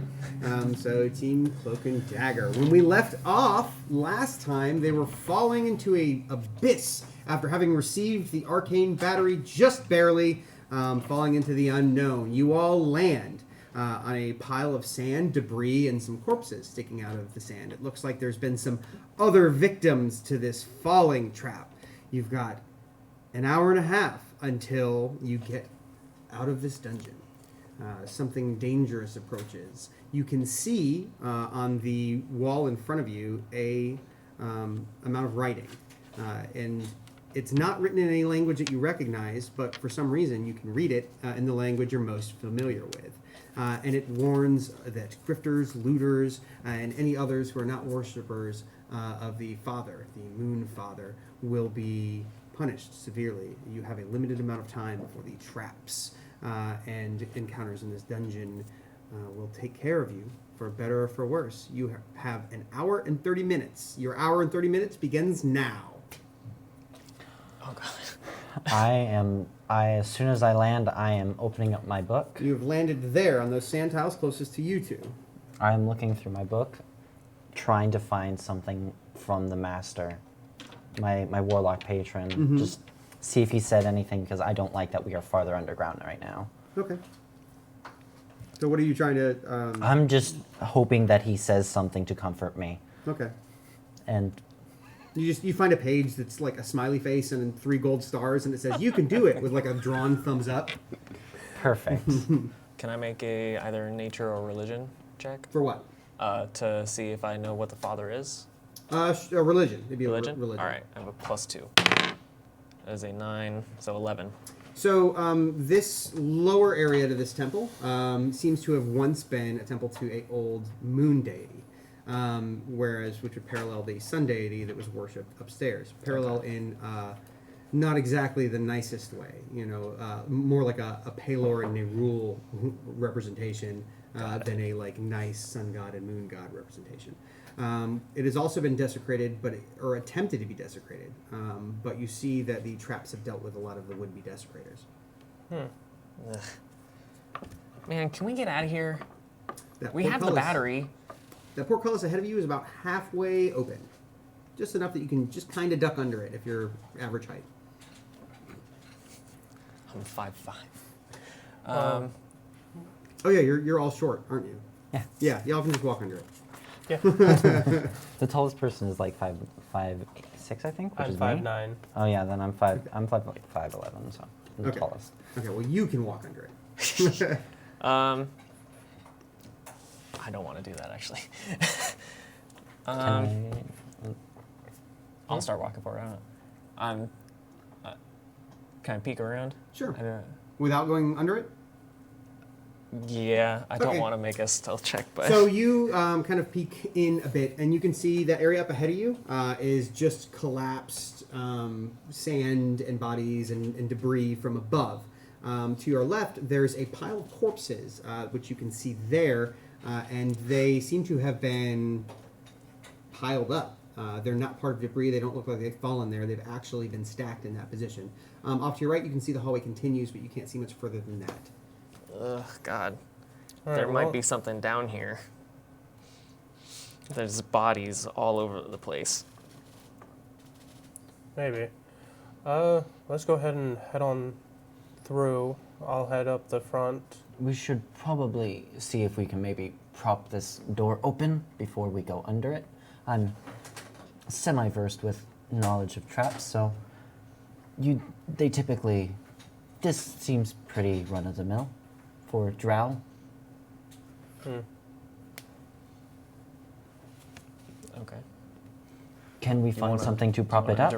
There's plenty of debris. So Gotta there's remember that he's broken timber from where they were digging the mine, gotta say- which is solid logs or solid bits of wood anyway. And you could probably prop this open with that. Okay, I'm gonna try and do that. Do you want me to make a roll for anything? Nope, you can just shove it in there. And you do. And you get a couple of nice sturdy timbers and you shove them up under the portcullis. Okay. We're good. Okay. All right. Everybody go. walks through it? Yep. Yes. Lunk, just follow me. Okay, and he does. You all walk through it. So move your pieces. You walk under it, and it doesn't sound like it makes any motion to move. It just kind of sits there. You want me? Gotta remember how to lean. Yeah, like right there in the, yeah. All right. Now what? Actually, I'm going to go ahead and activate Divine Sense. Okay. Taking a look at the dead bodies and then just keeping it up while we move through here. It's a 60-foot radius, correct? Yep. Okay. You sense something, but not there. It's actually deeper in. You can sense undead. There's undead in here. Fun. It shouldn't be too bad. Well, gotta keep going. Yep. So I like say we follow this going. You walk down the hallway to that L corner. As you get a little bit away from the portcullis, you can hear the gears in the wall start to rumble and come to life. And you hear the voice, and it comes across again. And in whatever language you understand best, says, "You have decided to enter the temple, and now must..." And it cuts off, and it doesn't say anything else. And the portcullis you can hear grind into life, and it just effortlessly crushes those timbers below it in an instant and shuts behind you. You can start to see who's got, let's see, passive. Man, you said you had this. I have a 16. You notice above where those corpses are, the ceiling has started to drop a good amount of dust and kind of rumble and unsettle the debris that's up there. And you can see just kind of a steady stream of dust falling above those corpses now.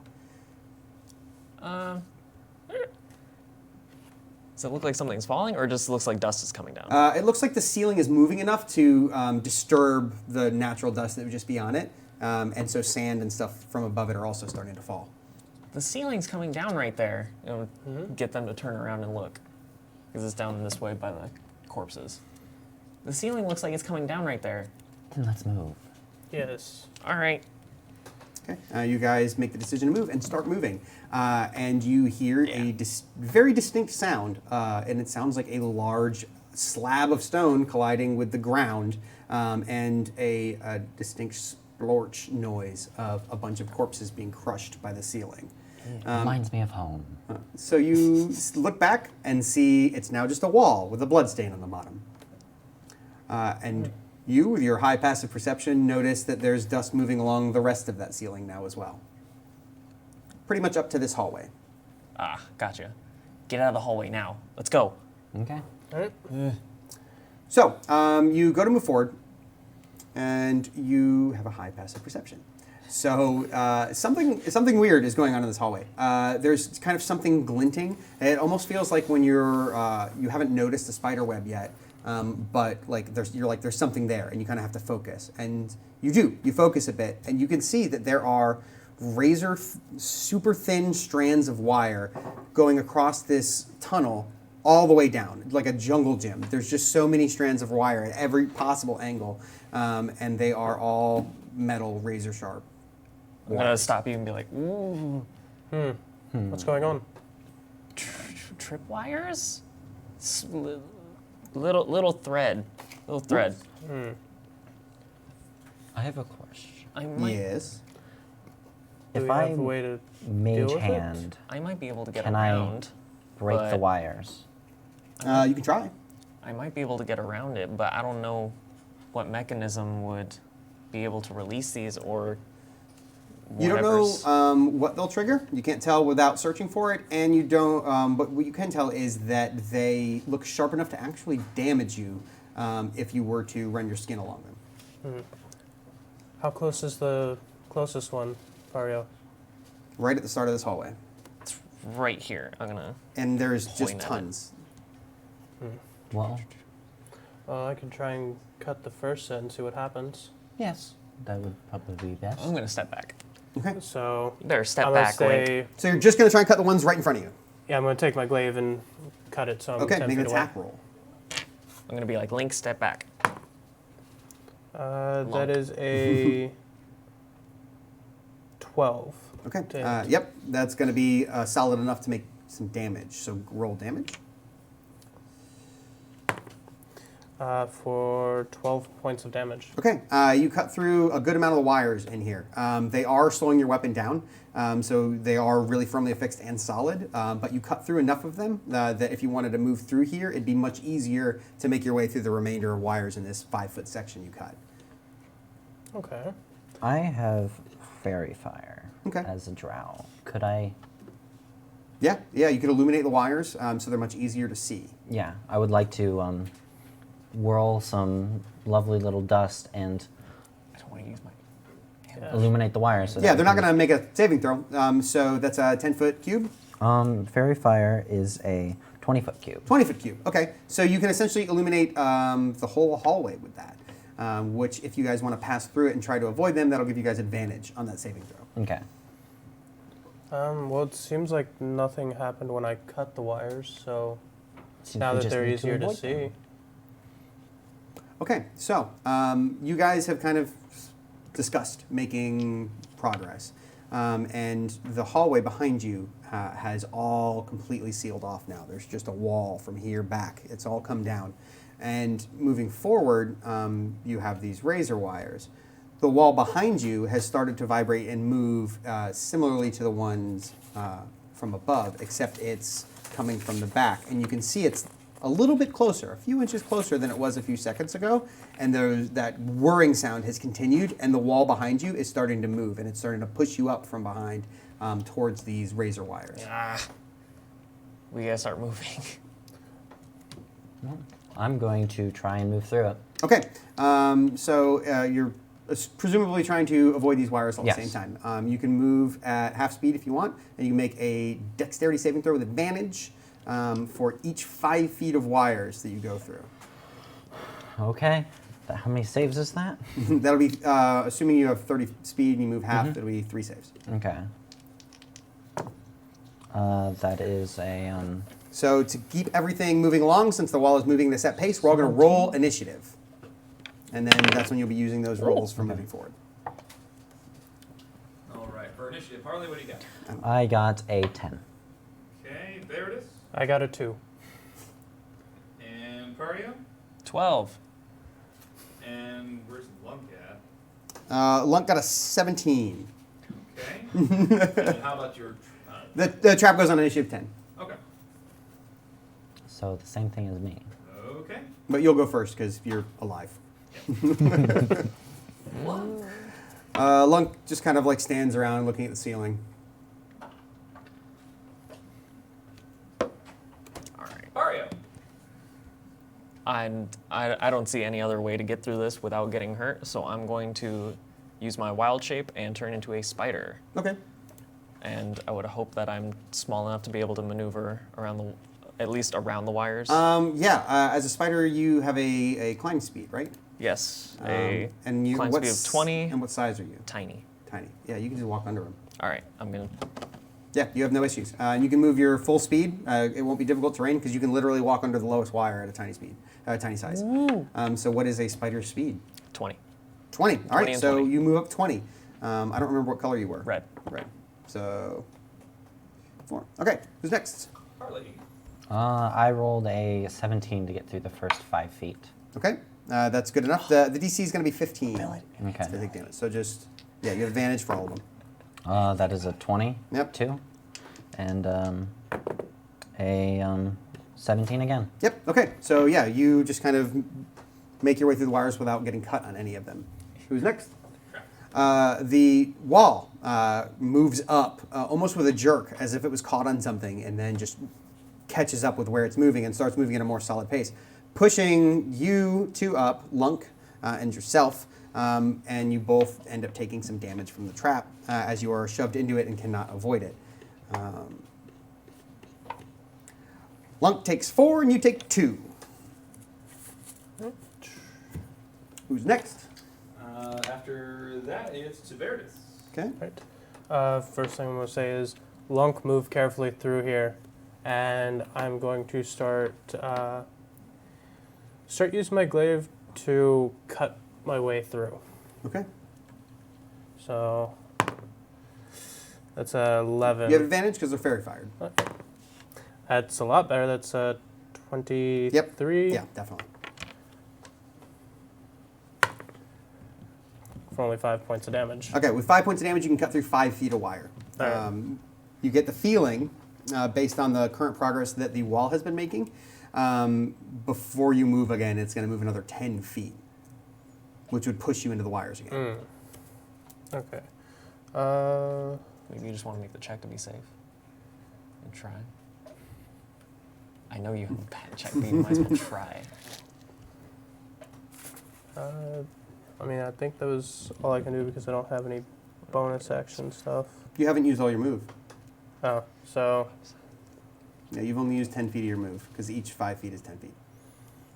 yeah, I guess I could try to. Okay, so you want to just move up over here. So make a dexterity saving throw with advantage because of the fairy fire. I'll just roll this one twice. So 16 and natural 20. Okay, yeah. You just kind of like perfectly step through there in slow motion, just close enough to get the keep the wall off your back. Okay, top of the round, Lunk. Lunk moves up carefully as he was instructed. And still manages to get hurt on all the wires. Poor Lunk. Literally all of the wires. Moves up 15 and he takes a bunch of damage. So who's next? After that, it's Mario. What's the total on Lunk? 7. He took another 7 damage from 3 more hits. Oh, heal. So he's taken 9 total. I will crawl another 20 feet. Okay. And you do, because you're a spider. I'm gonna look down the hall and see. Well, actually, I'm gonna look that way. Yep. See what's in that room. You see a few things. You see a couple corpses around, and you see another pile of corpses deliberately stacked. This one's not as dusty and old as the other pile of corpses. It looks a little bit fresher. You also see this large statue that's pretty much impossible to miss. That head that it's holding up looks like it's reflecting a light from the direction you're coming from, like a green kind of eerie light. But looking behind you, you don't see anything casting that light. Okay. And you're not trying to be stealthy, right? No. Okay, perfectly. 2 zombies Oh gosh. get up out of the corpse pile and are going to join the initiative. At initiative count 3. Nice. So that was just your movement. Are you doing anything else? Well, now I want to do something else, but I think what I'm gonna do is I'm gonna start laying web, because spiders have web sense. Okay. So basically, if anything comes in contact with that web, I'll know. How much web can you create? It does not say anything, so I'm just gonna assume. So you're a that- tiny creature, so I'll say if you can web that square Yeah. you're in over the course of the rest of your turn. Okay, who's next? Right, it's Harley's turn. I'm going to keep trying to move forward. to Okay. it. So you can move the 3 spaces, and that'll be 3 rolls with advantage. Do the fairy fire. That is a 20. Yeah. DC 15. That is a 12. It's not going to cut it, or it is going to cut you. For 4 points of damage to Harley. And that is a 11. That's also going to be some damage. For another 1 point of damage to Harley. So that is a total of 5. 5. Who's next? Or are you taking an action? You've moved up. Do you want to move your character? I moved up. 1, 2, 3. So you can hear the shuffling and groaning of zombies up ahead. It's distinct, but you can't see them. Who's next? After Spiders that, it's can't the make trap any control. The trap moves forward another 10 feet. So now it is again right behind you. All right. Well, zombies. Oh, and then the zombies. Oh, great. Well, naturally, I'll just keep going then. They shuffle forward. Your telepathy, is it two-way or is it one-way? I believe it. Telepathy 30. is one way, if I remember correctly. Oh, please. I believe they can answer you. So this other one doesn't make it very far, but this one tries to stomp on you. What's your spider AC? 12. 12. It's still better than my regular ace. Yeah, it's not bad.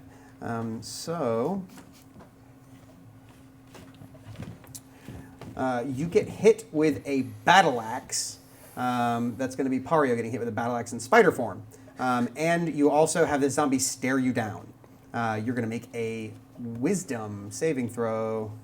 Joke's on him. I have a good wisdom. That is a 17 on the die. That's plus good enough, 6. and you're not terrified. But you do take 11 points of damage. Sweet. I have 1 health as a spider. Okay. So the rest of that So you comes take to me. 10 points to yourself.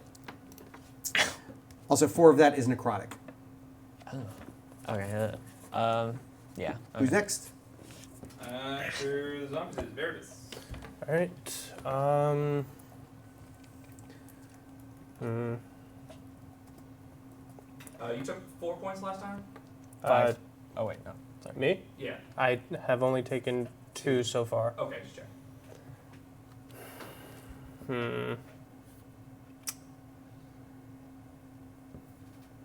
All right. Let's say again, DeLong, move up carefully, and then I'm going to attempt to move up through using half my movement, so that's 15. So, Okay, so that'll be 3 rolls with advantage to the fairy fire. well, the first one fails. Moving straight forward? Yes. Okay. Okay. Okay, so the second one I got a nat 20, but the first one was only like a 3. Okay. DC 15. And I had an 18 on the die for the last one. Okay, so you take 3 points of slashing damage as you get cut on some of the wire, but you make it forward to the last set of the wire. You're not quite out yet, but you're very close. Jump the round, Lunk. Lunk moves forward carefully as instructed. He gets around some wires. He gets around some more wires. And he gets around all the wires. Yes. Good job, Lunk. He just Mission Impossibles his way through this with somersaults and backflips. Okay, and that's Lunk's turn. Mario. I was using that form. I'm going to Primal Savagery, Okay, which is a cantrip. sure. So I need to make a spell attack, or melee spell attack. Say 16 on the die, plus 6, so that's Yeah. 22. Yeah. Okay. Yeah. 22, and it is, where's my d10? It's a d10 of acid damage. Okay. These zombies are wearing like old armor that's pretty much scraps at this point and carrying shields, but other than that, Okay. just the battle axe. That is 3 acid damage. 3 acid damage. Because Okay. my teeth and my nails are just become primal for the attack, and then Okay. go back to normal. All right, perfect. Harley. I am going to take a step forward. That'll be one more area of difficult terrain, and then you're out. Okay, that is a 20. Okay. Yep. So and now you can move at regular speed also if Okay. you want. I see the zombie, and my first reaction, this thing ain't going to talk to me. I'm going to Eldritch Blast him. Okay. Point blank, Eldritch Blast. Go for it. That is a 23. Yes, that definitely hits. And that is a d10. Plus my charisma mod. That is a total of 10 damage. Okay. Sweet. 10 damage. Who's next? All right. Is trap moving forward, then zombie. The trap, yeah, trap moves forward another feet. It's a little bit further behind you. You've gained some distance, but it's still coming. And the zombies move to attack. So you, having done the most damage so far, it just kind of turns and stares you down. Make a wisdom saving throw, DC 11. And then it tries to hit you, but cannot make it through. You just kind of hide behind the wall. Well, I fail. You are frightened until the end of its next turn, and what was your total? My total was 9. Total was 9. Okay, so you are just 8. frightened until the end of his next turn. So through your next turn, you'll be frightened. And then he hits you for damage. Actually, no, I'm sorry. He didn't hit you because you had a 14 AC, right? Yep. Okay. Sorry. No, I'm sorry. He hits the wall as he's trying to strike you, and he can't. But you are frightened through your turn. The other zombie moves up. You can't quite make it to you yet.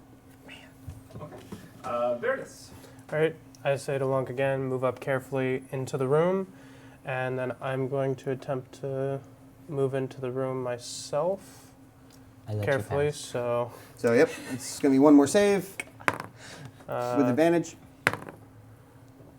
13. Okay, where do you, yeah, it's not going to cut. It's going to be a little damage, but where do you want to move to in the room? 1 point of slashing damage to Veritas. Right there in front of Pario. Okay. It's kind of hard for me. Right. Okay. And then I'm going to, let's see, make sure this is bonus action. All right, so I'm going to Divine Favor on my weapon. And I am then going to attempt to hit the zombie right in front of me. Okay. Please attempt. Oh my god. So the one in front of you, not the one in front of them. Do you, There are two zombies. Yeah. Okay. Do you want to use one line? Yeah, be easier right now. Okay, that is a 23. Yeah, 23 to hit. Yes, that hits. All right. he's made it clear it's zombies. Dang it. And then I will also go and expend spell slot on top of that for Divine Smite. Okay. So I need these.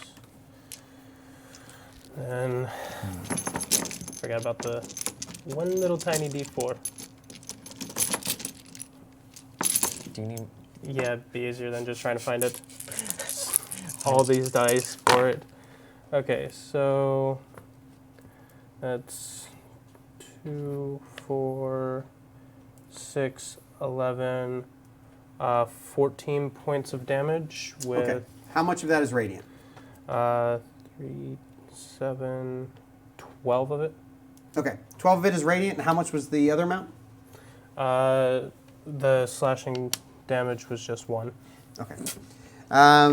So you strike its kind of like diseased, like dead, rotted, re-raised flesh, and it feels like your actual sword doesn't do quite as much as it could, but that radiant damage kind of lights it up behind the eyes, and it looks very upset with you. Who's next? After Veritas, top of the round. Lunk. Lunk moves out of the traps and moves to attack these zombies, and is upset that he can't quite get there because everybody's in the way. So he moves through the traps, and 15, 20, 30 for the difficult terrain. Actually, he can hit that one.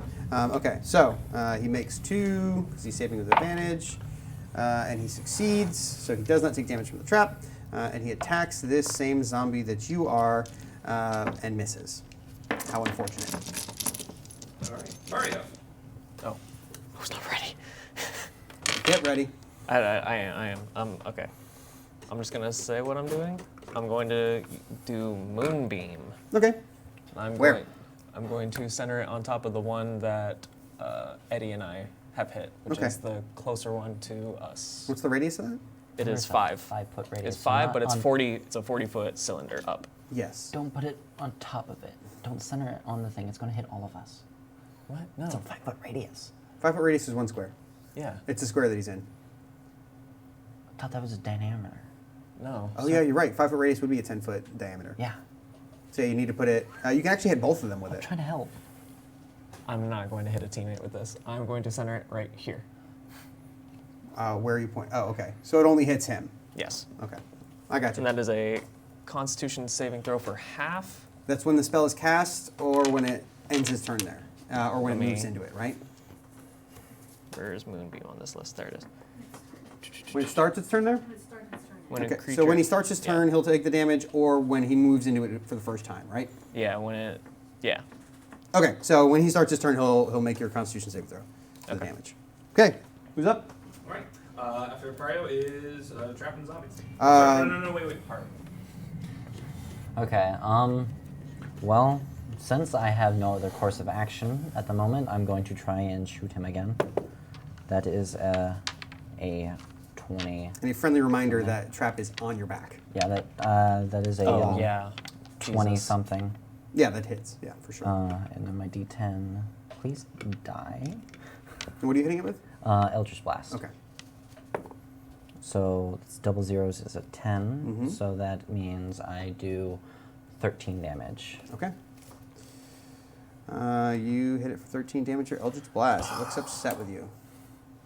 Now what? Can I try and like go through there? You can. You can go through there. You're gonna provoke some attacks of opportunity to get out of the area that is going to be crushed soon. Okay. So. Can you make a acrobatics check to move through enemy Nope. space? No tumble in 5th edition. Oh. Okay, so, well, I'm going to.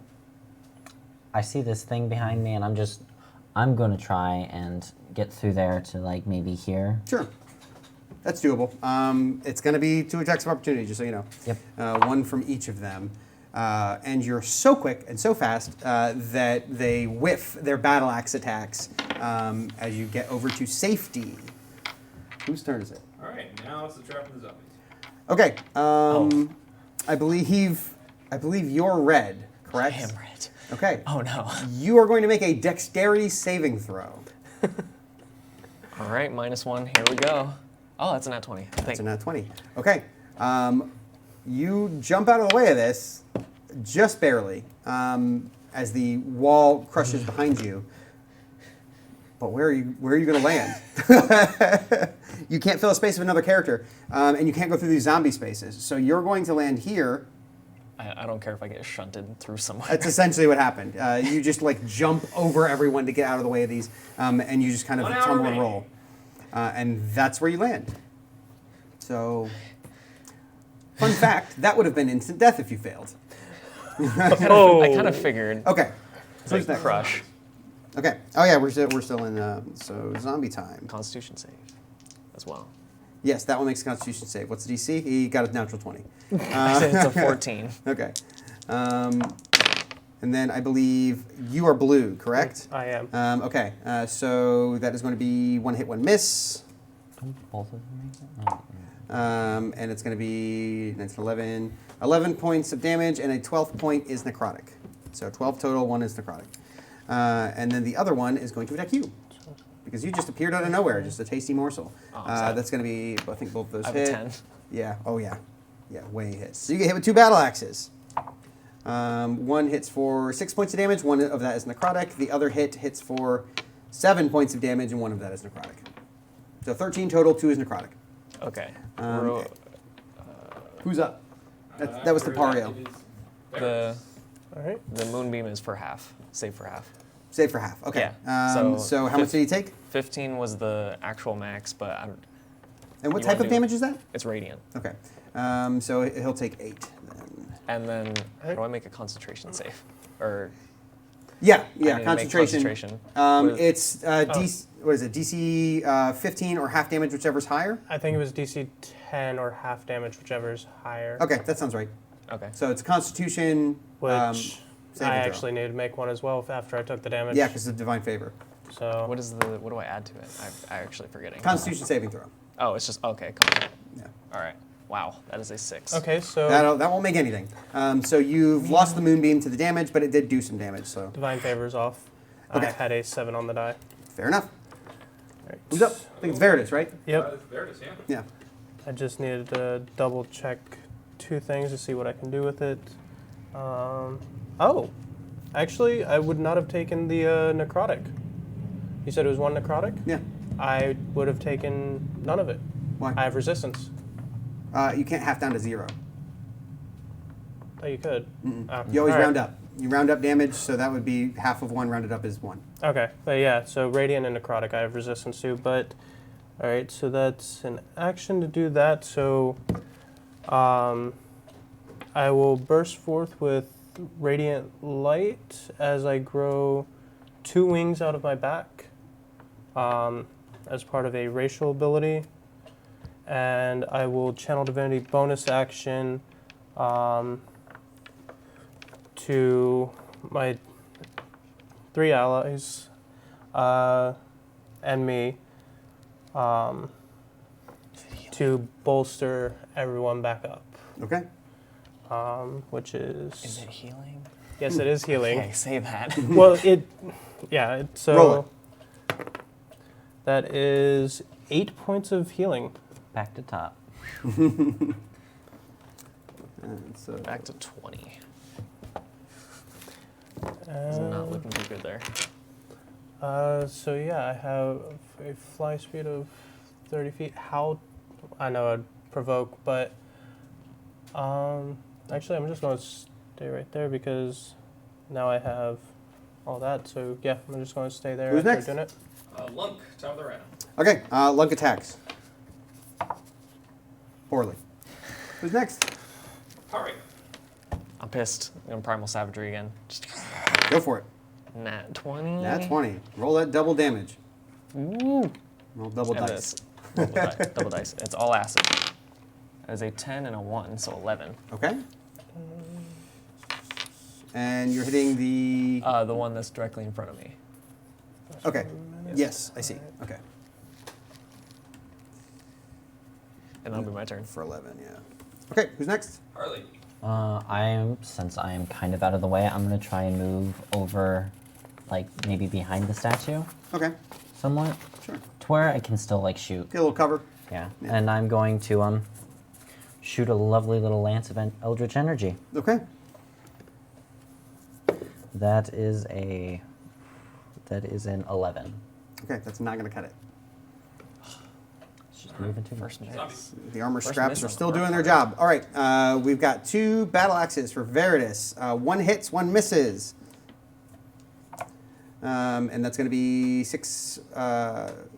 9 points of damage. 3 of it is necrotic, so you take 8 points of damage because you take 2 necrotic. And then the other one is a miss. And then we have 2 hits coming for Charlie. No, you moved. Pario. So that's 18 and 13 hit. They both hit. He'd be going for Lunk, but Lunk just hasn't done anything to him. He just keeps missing. Okay, so that's 5 and 4 points of necrotic, so that's 9 total. And then 5 and 3 points of necrotic, so 8 total, so 17 total. And that's the zombies. I am not Right, looking okay. 10 points. Back to Varys. All right. Let's see. Yeah, I'm going to attempt to hit the one that's still right there in front of me, in front of the statue there. Okay. Need to. All right. So that is a total of 19 Hits. to hit. So there's this, and then all right. So that is 12 points of slashing damage, and then he takes 4 points of radiant damage from my racial ability. Okay. So that was 12 slashing and 4 radiant? Yes. Okay, so that's only going to be 6 slashing, just so you know. So he took 10 total because he has resistance. And he's still up. Who's next? All right, top of the round. Lunk. Oh, I take that back. I'm sorry. He's not still up. He actually goes down to that. So you see the radiant damage kind of burn a core into him and then light up behind his eyes, and his eyes sink in, and he just falls over, a burnt out husk. Okay. Lunk. Lunk. Let's see if Lunk can do better now. I heard. Yes. Lunk hits. Thank you. Okay. He swings his greatsword down, very upset with all his misses, and lands a pretty solid hit. Who's next? It is Paro. How much did Lunk do? He did. It ended up being 5, Okay. All right. down from 9. All right. There, I have to take a withdraw action if I don't want to provoke. Yes. Okay. yeah. Disengage. Disengage. I will disengage. Okay, and what you're on is difficult terrain, so it'll cost 10 feet of movement to move off of it, but then you can move normally. Okay. Can I move into this space? Yes. Even though it has a little. Okay. Torchy torch. Yeah. And I hurt, so I'm just gonna. That's gonna be my turn. I'm gonna. Okay, just kind of recover a bit. Got it. Harley. I'm going to use Chill Touch on the zombie. Okay. And that is a Wisdom saving throw. He has disadvantage. Okay. He got a 15. This is Wisdom? Wisdom. No, this comes off your charisma. Oh. I don't know why I said Wisdom. I mean, I'm looking for what Pretty sure DC's 15. Yeah, my DC is actually 13. Either way, if it's 15 or 13, he hits it. Oh. Okay. Unless it's a charisma save and a 15. I'm looking for the save, and I can't. What's the target? What did you cast? Wait. Chill touch. Oh, it's it's an attack. Sorry, I'm Range spell attack. Yeah. Yeah, I'm sorry. That was my fault. I miss with an 11. Okay. Yeah, that doesn't cut it. Who's next? Zombies. Okay. The one remaining zombie continues trying to fight, and it's going to fight the main target in front of it, which would be Lunk, who just hit it with a great sword. So Lunk's AC is 16, both hit. Man, Lunk's really getting kind of beat up, huh? There's some strong zombies. We need to do a minute. Okay, 10, we take a short 14, rest after this? and We might as well. 3, 7. Okay, so he takes 21? Yep, he takes 21 total. So because of the recovery he had earlier from the Channel Divinity, he's at minus 22 from his total. So he's at half. Oh, that's right. Channel Divinity gave him 8. Right. Okay. So who's up? Oh, right. Well, in that case, it goes to Meredith. All right. Action. All right. So I'm just going to hit the one in front of me with my glaive for a 19 to hit. Yeah. So that hits. that is 11 points of slashing and then 4 radiant. Okay. So he's only going to take 6 from the slashing and then 4 radiant, so he takes 10 total. Yeah, you hit him with that radiant. You can just see that spark of holy fire start to light up inside of him, but it hasn't quite claimed him yet. All right. Then top of the round, Lunk again. Lunk goes again, swinging that great sword. There it is. Another hit with a great sword.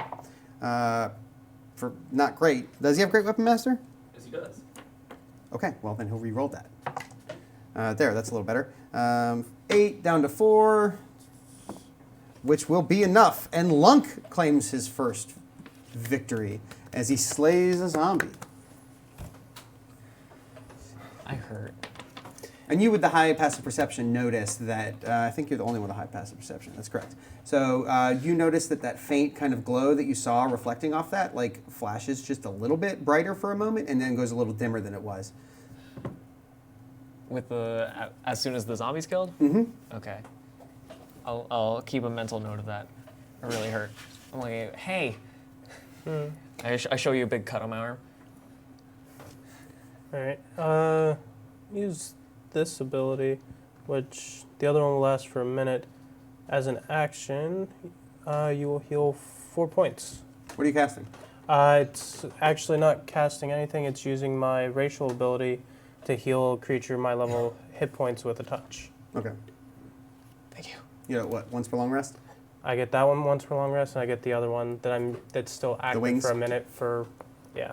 Okay. All right, what are you all doing? I'm looking at the statue. Okay. You can make a perception check, and you are going to notice something with your passive perception. You notice that the dust in this room on the ceiling is moving a bit as if the ceiling's shaking, but you haven't really noticed it over the noise of the walls, just that kind of constant churning that's going on. Oh, now I'm seeing it. But you can see like a little bit of that dust is unsettling from the ceiling as if it had previously when the ceiling started to come down. I don't notice anything. Okay, there's a big statue there. I think the statue's watching us. I We might actually need want to to- go and drop the chainmail that I had because I have the splint mail on. Mm-hmm. And I want to grab the battle axe Okay.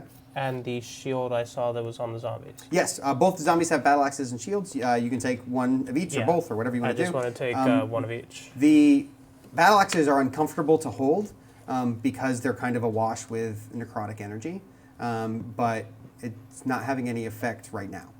Okay. It's just uncomfortable. Okay, what's everybody else doing? Checking out the statue. I'm saying we can't stay here for long. I think the ceiling's coming in like it did in the other room. Well, then let's leave.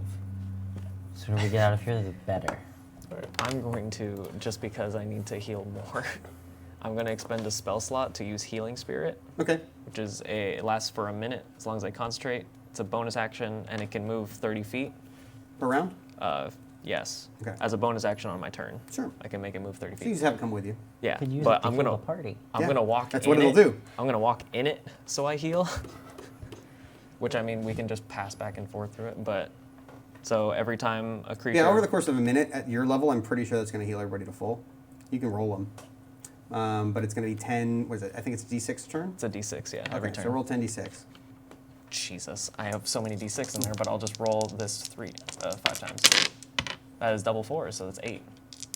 So 8, 15, Plus 7, 15. That is 23. Another 8. That is almost max. That's a 33. 10. And that's 7. 40. 7.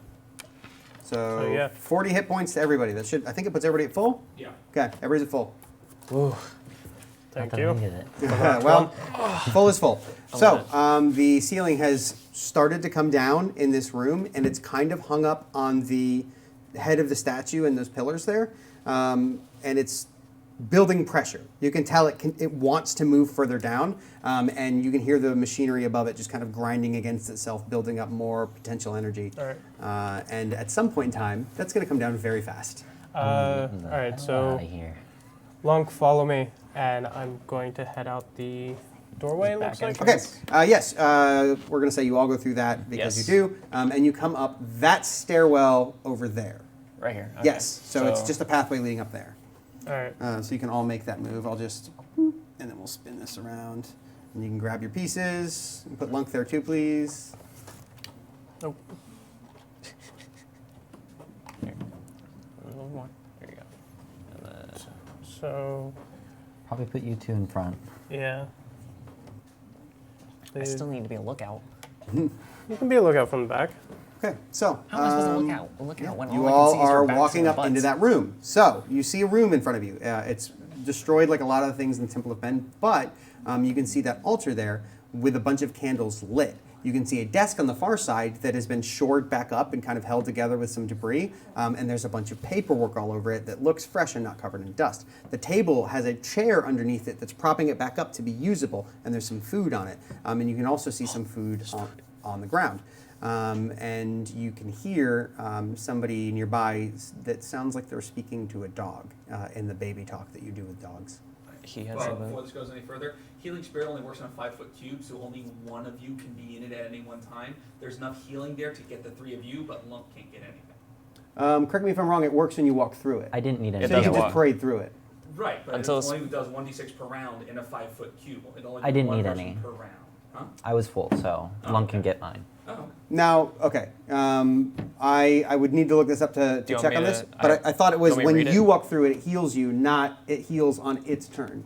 Do you want me to I'm asking. I'm Do you- clarifying. I have. Do you want me to read it? Yeah, please read it. Until the spell ends, whenever you or a creature you can see moves into the spirit's space for the first time on its turn, on a turn, or starts its turn there, you can cause a spirit to restore 1d6 hit points to that creature. No action required. That spirit can't heal constructs or undead. okay. All right, so you said it there, and then everyone passes through. Okay. Yeah, just parade through it. That's Right, that's a okay. common Okay. tactic. Fair enough. Okay, All right. so that's what you hear, and you can't see much further into the room. I than see that. food. You do see food. I'm going for the food. You walk in, and now you can see the rest of the room, especially since you have a super high passive perception.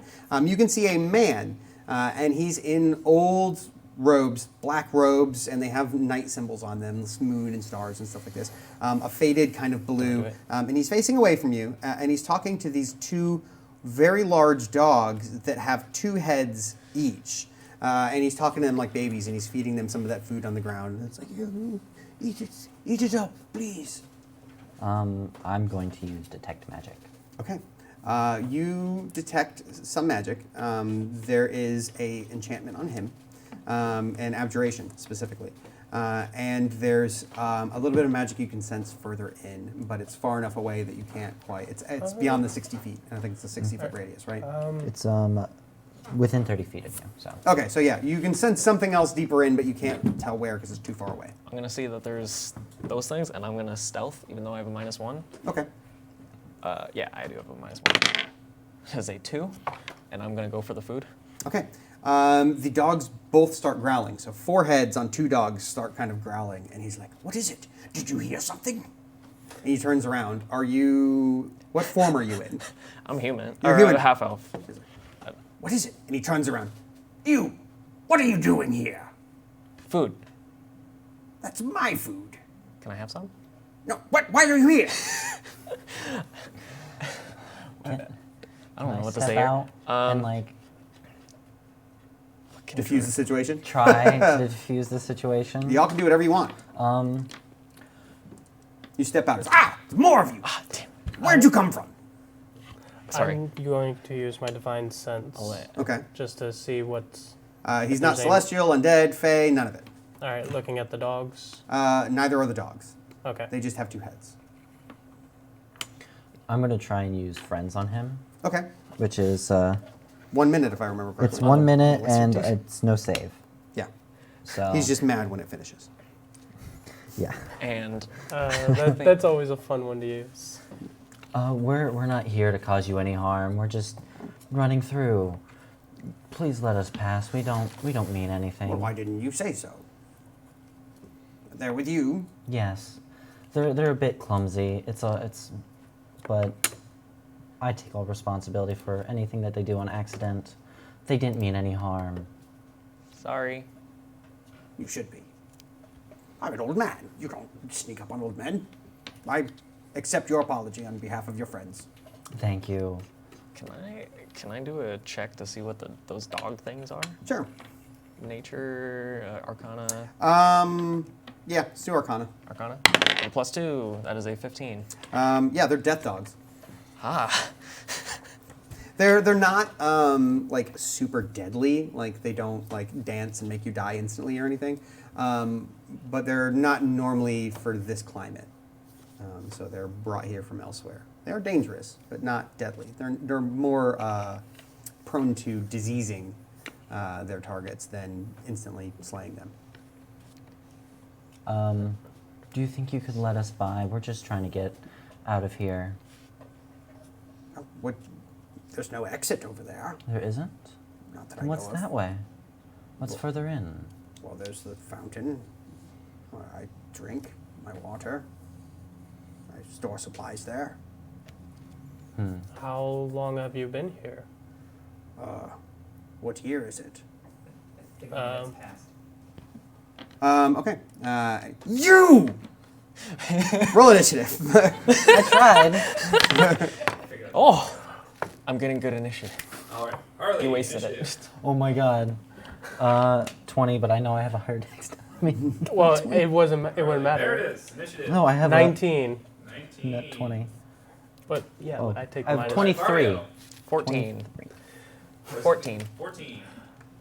Finally. Mine is actually 23 You Yours is actually wasted 23, it. right? because I forgot to add initiative. Two questions. One, the. 1 second. Okay. No, go ahead. The dire animals still count as beasts for the purpose of my wild shape, or Can you shape into dire animals? yeah, Does their description say beast? yes, it classifies them as beast. So if they're a beast, you can turn into it. Okay. If And they're then- within your level range. So Lunk got a 22 total. Right, and then the baddie. 9. Okay. The other thing is these death dogs are considered canines for the purpose of talking to them in animal form. They're monstrosities. Okay, Harley. understood. Well, I see that this guy does not like us. Deceiver! I will definitely slay you with magic. Calm down, please. I'm just trying to talk. I'm upset because of your friend's spell specifically, based on what it says in the description. Okay. Then Eldritch Blast. Okay. I can't talk to him anymore. Yep, roll the hit. Should I turn into a dire wolf? Okay, that is a un-20. Un-20? The Yep. werewolf has Okay, better yeah, it AC hits. and pack tactics. Yeah, but It makes bear it through his can- robes, for sure. Bear can Where's grapple. my D10? Oh. Come on, baby. How do I grapple That now? I just is wanna give a a chew on 'em. I have my charisma mod, so that is an 11. Ouch, I knew it! You're evil! Only because you're attacking us. I didn't do anything, I just yelled at you. You said you were gonna hurt me. You deceiver! I will! Who's next? Okay, Lunk runs up to attack because that's what he do. Swings his greatsword at the man and misses. He's scared of dogs, apparently. The bear There, has 2 there it attacks. is. Okay. It's multi-attack. Yeah, I'm going to move up so that way I can hit the robe individual. Okay, you go to hit the man. All right. So Please move your pieces to where they are standing. Yeah, probably would be in the room. he's is yours, I right think. there. So I'm One of right ours. there. Somebody's. I think Lunk. Is it mine? Actually, It might Lunk be yours, would Oh, it yeah. might be mine. Actually, you know what? Be so. Yeah, I would have enough movement to go around the table and come there. I'm gonna hit the. Doggo. So that Hitting a is- dog? No, not the dog. Hitting a man. Yes, hitting the man Okay. because I have a 10-foot reach. What man? Oh yeah, we have his life. Yep. So that is a 23 to hit. Doesn't make it through his robes. Weird. No, it hits. All right. So grab this. Yeah. And I will attempt to hit him with it. So that is a 7 points of damage. Okay. You're so bad. I'm gonna hurt you so good. Alright. Oh. So where? Hello. I am the red one. Difficult terrain, I'm assuming? Yeah. Okay. I'm gonna use my last wild shape Okay. and, like we discussed, turn into a dire wolf, which is a large creature. So, It's gonna the be- table, knock the food over. I think I'm gonna try and stand right here. in- Okay. Yeah, just put yourself on that I'm thing. gonna try and- We'll all figure it out. Yeah. I'm gonna stand right there. He's within reach, right? Put yourself on the other side of that table so it's clear. Like just Like- right next to Lunk, underneath the table a little bit, so it's obvious. Okay. Or if you can balance it. That's not Lunk. Oh, That's wait. me. Lunk is the orange one, yeah. Oh, okay. Give me it. It's kind of Actually, hard that to. kind of felt. Yeah, that right kinda fell there. the right way. Bam. Yeah. Okay. Difficult to finagle. Yeah. And thanks to the direwolf's ability Pack Tactics, I have advantage on attack rolls when I'm within 5 feet of an ally. You are. Lunk is an ally. Yeah, So is so is your actual friend. Yeah. So advantage to a bite attack. Okay. Wow, thank God. That is a 17 plus 5, so that's a 22. Yes. 22. He has And robes then- on. And it will deal 2d6 plus 3 piercing damage. All right. So that is 9 plus 3, so 12. And then a DC 13 strength check Okay. or be knocked prone. He's not super good at that. What was the DC? 13. He Strength fail. save. He fall. He's prone. He fail, he fall, he prone. Now I have disadvantage to hit him. I'm sorry. Oh, Unless he stand back up. Okay. He is upset for reasons that I feel are obvious. So he speaks the words of magic and points his fingers at you, Veritas. Make a wisdom saving throw. Is okay. there provoking attacks opportunity when casting a veil? He just has disadvantage if he makes a spell attack. That is 21. That surprisingly succeeds, and you are not held as if he as he wanted you to be. And he stands back up. Does that provoke? I'm joking. No, it doesn't. gonna But stop it uses half of his movement, and he commands the dogs to attack. So they do. This one goes over here, and this one goes here. So you're going to have a dog-on-dog battle with this one, and the other one's going for you. So since they have 2 heads, they get 2 attacks. Oh. One of which is a natural 20, so that hits, and the other one does not make it through your armor, Veritas. This one? So make a Constitution saving throw, please. Is it against disease? It is against disease. Then I do not need to. Because you are immune. Divine, SMR? divine health from paladin. I am immune. Okay, so yes, you are immune. Got Yeah. it. So you do not have to make that, but you still do take 6 points of piercing damage. I'm sorry, 8 points of piercing damage because it's +2. And you get 2 attacks against you. I do not have. What's your AC in bear form? Or wolf form? Wolf form, 14. 14. Both hit then. So you need to make 2 Constitution saving throws, unless you fail the first one. All right. So it's going to be 6 and 8. Wow, that's an 8. You take 14 points of piercing damage to your wolf form, and you are poisoned. So, okay, hold on. 14, so It is a disease, but you have the poison condition until the disease is cured. 5. All right. Did not take anything. No, he did. He took 8 points. 8 points of piercing damage. Who's next? Okay. I believe it is top of the round, Harley. Well, I see the old man back up. I don't know if I can quite see the dogs over the table. You can. So, They don't have cover or anything. okay. The table's just broken.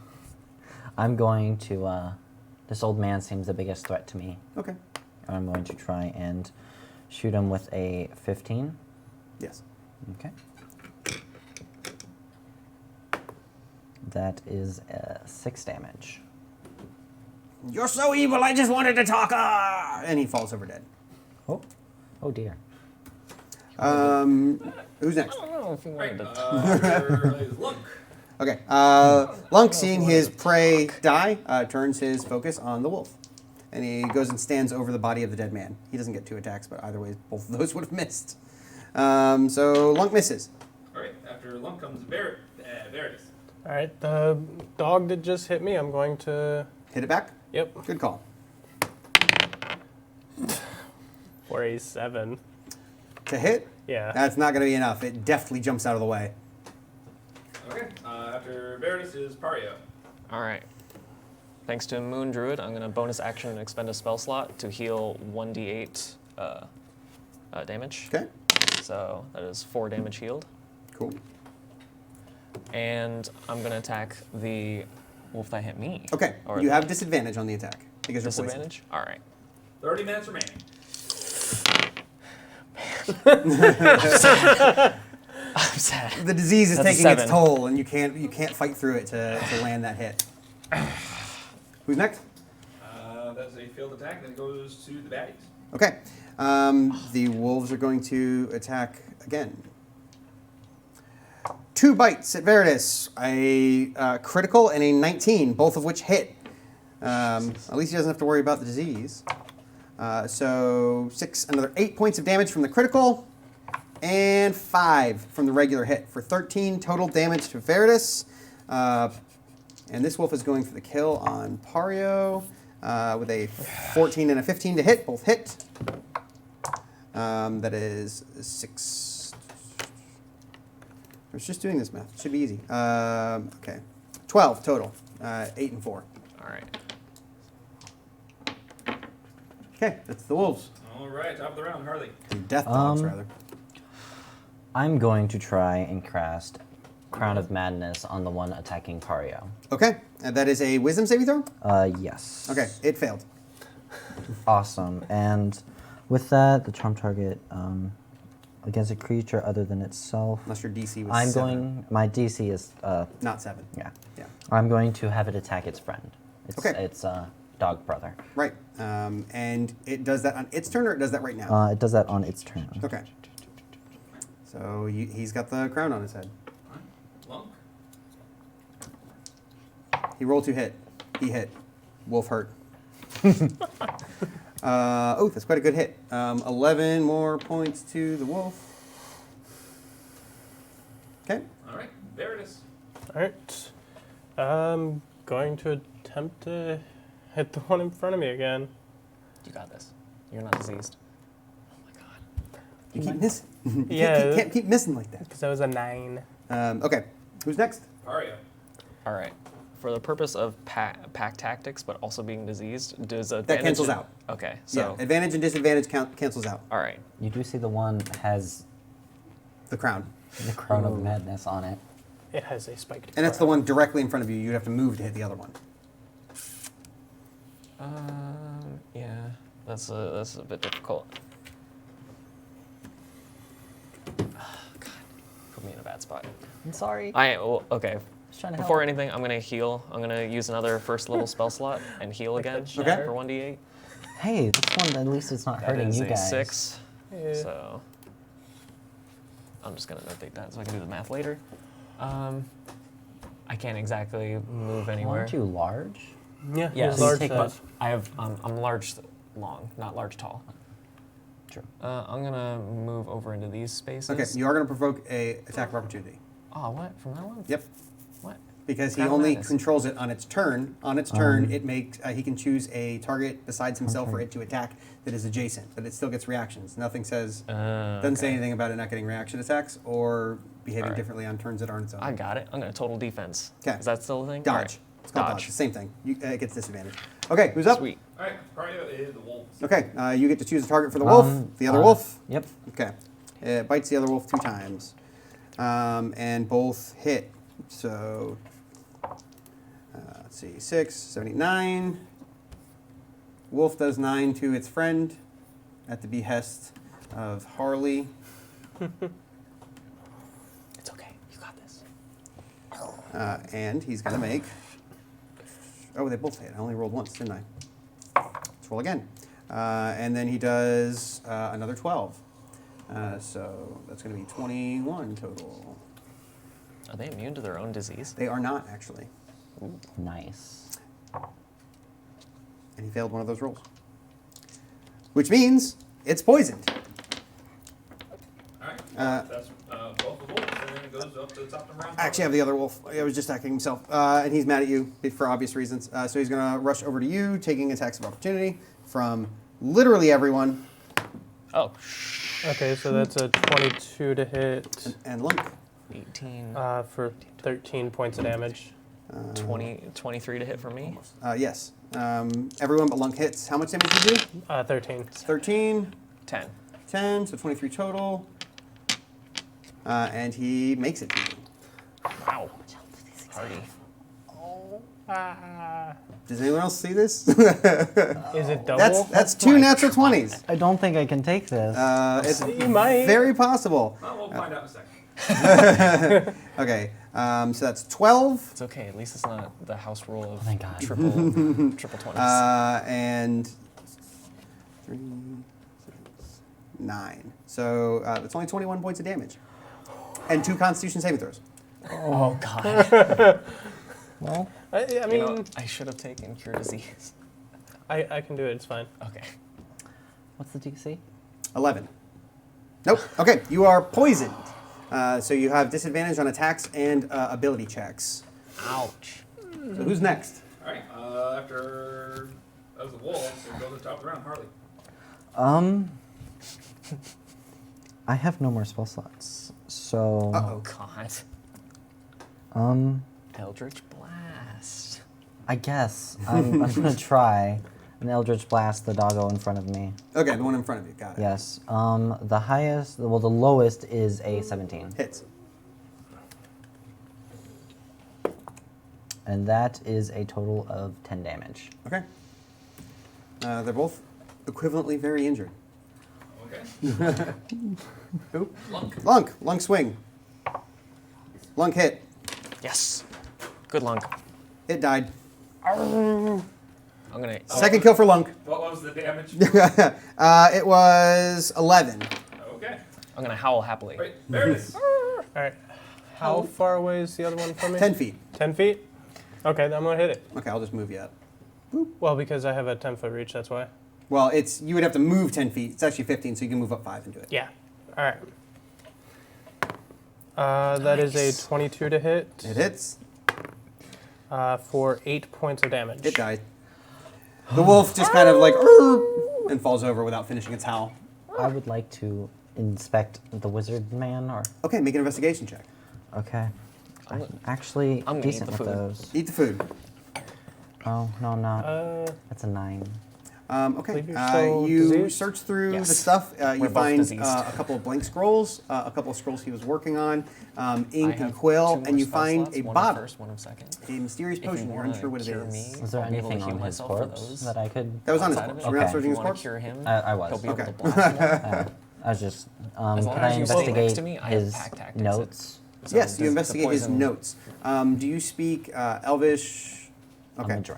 So, so this is an ancient dialect of Elvish that he's trying to translate. So you have his translation notes, which are in a couple different languages. He's trying to get them up to current. So you can make a history check to try and decipher what he's on about. They are still diseased, so I will walk up and expend 5 points from my lay on hands to each of them. Okay, and that'll cure the diseases. Yep. It does not. Not super great. I got a Okay, 3. you get one piece of information then, which is the word apocalypse written out in common and circled like 3 times and underlined, and it's written in all caps. We need to get out of here. I'm gonna start sniffing that way. Okay, you started sniffing that So way. you're still a dog, right? Yes. Okay, just checking. I am a dog for You sniff- hours per level. You sniff snort that way. Then I'm also going to expend the last 10 points I have of it on myself. How much did you give me? I cured you of the Disease. Disease. Is that it? Yeah. yeah, for right now. Give me that egg. Is that it? Okay, so you So, start sniffing that way. You come that. across 3 then- jail cells that are also torture rooms. There's nobody in them, but there's bars that can be closed over them, and then 2 of them have remnants of blood and viscera among the torture devices. And then the final thing I'll do is I'll tap you and heal you using Cure Wounds. For 4 points. Health is health. I mean, is. I'm a backline, so. Okay, and you had Detect Magic up and it lasts for 10 minutes, yeah? Yeah, but you but took it's damage. concentration. Yeah. And I don't think I could have made this. No, probably not with the... Lucy nat 20. possible. But could you would have to nat try. 20 on both. Yeah, you took 21 points of damage, right? I got an 18. That's going to be high enough. Okay. Because it's 10 or half the damage, whichever's higher. Yep. So 10, and you're good. So you still got Detect Magic going. So, what's everybody doing? I'm gonna.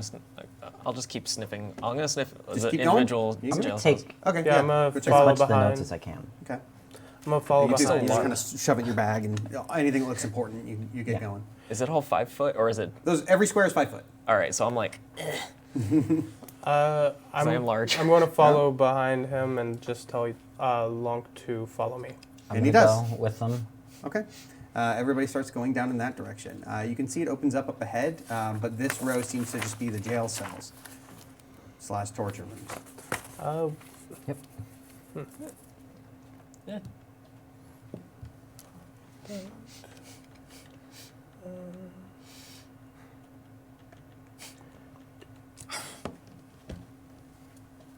It's gross. Sorry. Just like home. Yeah. So, further up ahead, you can hear a very distinct sound. If you've ever been around a mine, it's what sounds like when they break through one wall into another wall. Dirt and dust kind of come down, and you can kind of hear that sliding into a room somewhere up ahead, as if a tunnel is broken into something else. The room behind you, back there, is just a wall now. It looks like the ceiling has come down and crushed everything inside that room, and the ceiling above you here is shaking, and you can see the dust coming down. And it's so clear that even with the lowest of passive perceptions, you can notice it. Let's get out. I'm running. Now. Okay, you guys run up ahead into the next room. Your detect magic senses go off once you enter into this room. There is a enchantment on that statue. And up ahead in this direction, you can hear what sounds like a high squeaky voice berating someone. Oh dear. Well, I'm gonna say quietly, maybe through my telepathy, to the 2 that would understand that there's something on that statue. Sure, Lunk's just picking his nose because you all talk telepathically. Wait, did we figure this out? Can I respond? As long as you understand a language, you can understand, but I don't believe you can respond.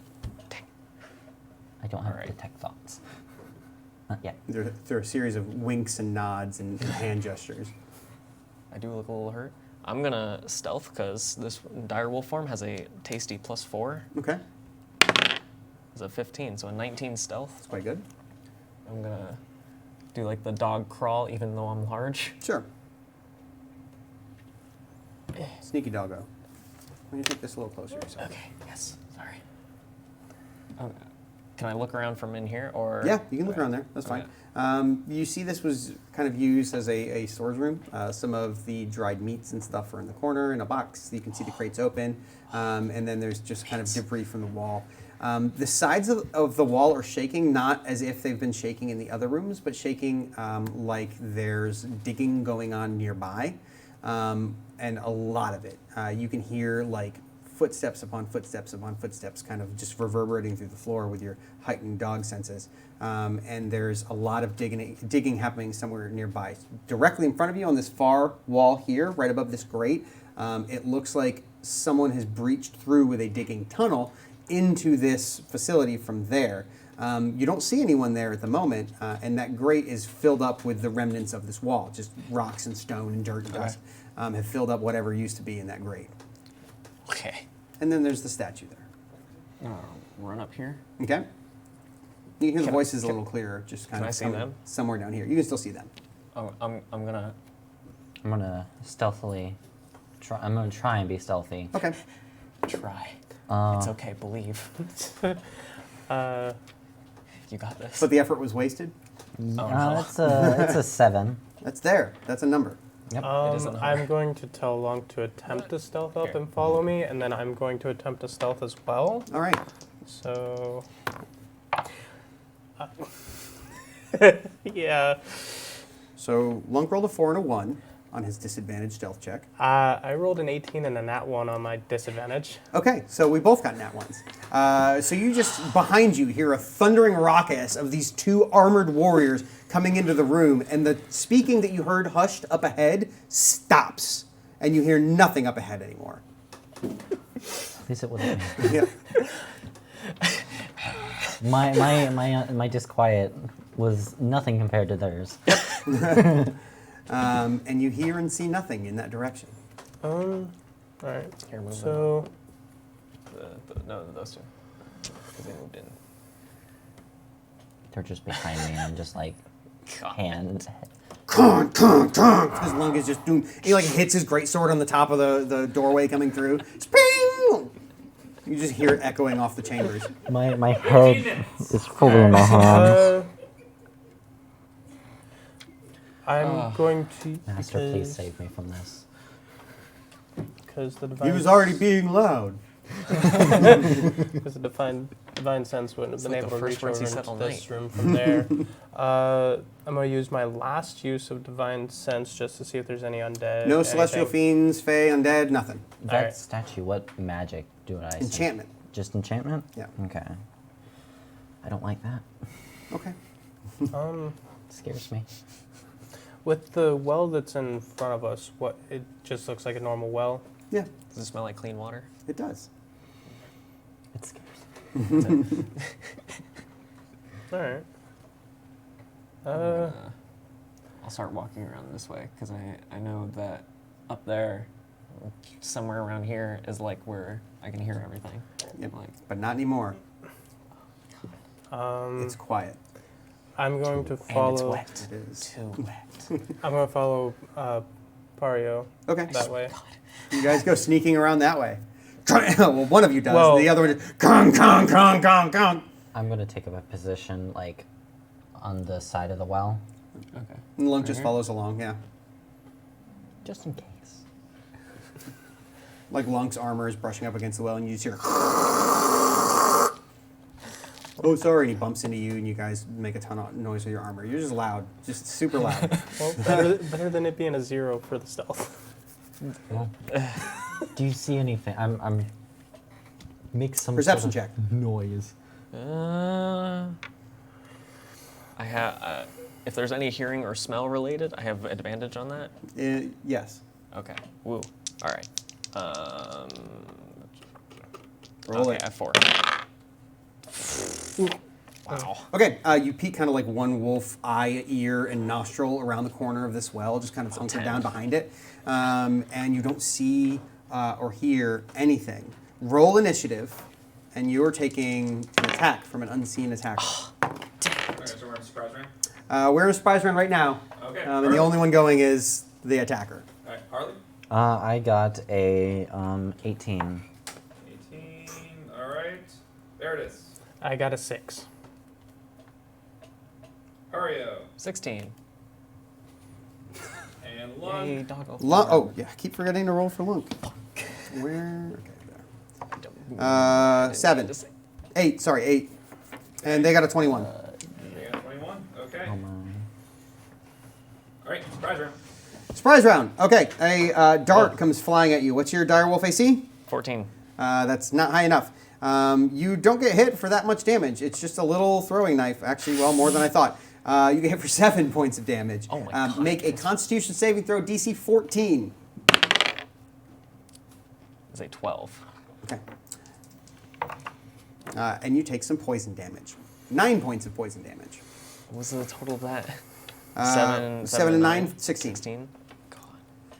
But you're not poisoned. You just took the poison damage. And now we'll go into regular initiatives. Okay. Well, top of the round then. They continue to go. But you can see them now, so he doesn't get that again. He throws another dagger at you, which hits again. Make a Constitution saving throw. 6 points of slashing damage this time, piercing damage rather. Okay. Well, Hannah, you're out of wolf form now. You took one that rolls over. I wasn't even able to add all of the damage together, so I didn't even know. Okay, so Constitution saving throw? It was an 8. That's not going to cut it. Yeah. And you take another 5 points of poison damage. All right, I need to figure out So where. you're in your human form, and you're currently just a heads up. You're at You can see him now. There 29? is a 29. All right. human size, tall, rat-looking figure with a long snout and a cowl, except he's dressed more like a ninja than a mage this time. And he's staying back there, and he ducks back behind the corner. And then a much larger rat-looking figure comes barreling around the corner and charges at you. And then he makes it up there with his large greatsword, and he swings that at you, hitting the fountain right next to you as you duck behind it, just barely, and like sending chunks of stone flying off this fountain as it comes down so fast. And then the area where you saw this one, I don't know why that's there. The area where you saw this one disappear back behind the thing, a cloud of fog appears, and this tunnelway becomes enshrouded in thick, obscuring fog. Who's next? Harley. Well, from my spot next to the fountain, I'm going to try and shoot at the big rat with my Eldritch Blast. Okay. And that is an 8. Okay, it's not going to cut it. Can I duck down? Yeah, absolutely. You can Get take a little some- bit of cover. Do you want to move anywhere, or you just want to duck down? I'm ducking down, like right there. Okay, just staying behind the fountain. Got it. Who's next? Pario. Ooh, I don't like this. All right. Wait, I can't. I have to dodge, or withdraw, or You whatever can't it see is, them, so we'll just to- take them off the board. to not provoke, with being right here. Well, actually, I'll take the damage. I'll take it. Take the damage. Yeah. Bold move that paid off. He goes to swing again, and you duck behind the fountain a second time. I'm job. using my last 2nd level spell slot, and I'm summoning a flame sphere, which is a 5-foot diameter sphere of fire, Okay. and I'm gonna send it towards him. Okay. And it is a dexterity saving throw for half. DC 14. Okay. Yeah. He rolled a nat 18, so that one's not going to work. All right, so half. Wow. So one fire damage. Okay, and that's on the big boy. Yes. Okay.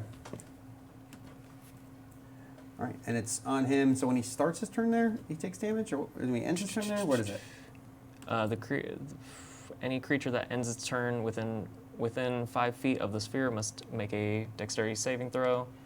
Okay, cool. So when he ends his turn there, or when you move it over to him. Got it. Who's next? Lunk. Lunk. Yeah, he goes to attack because that's what his job is. Thank you.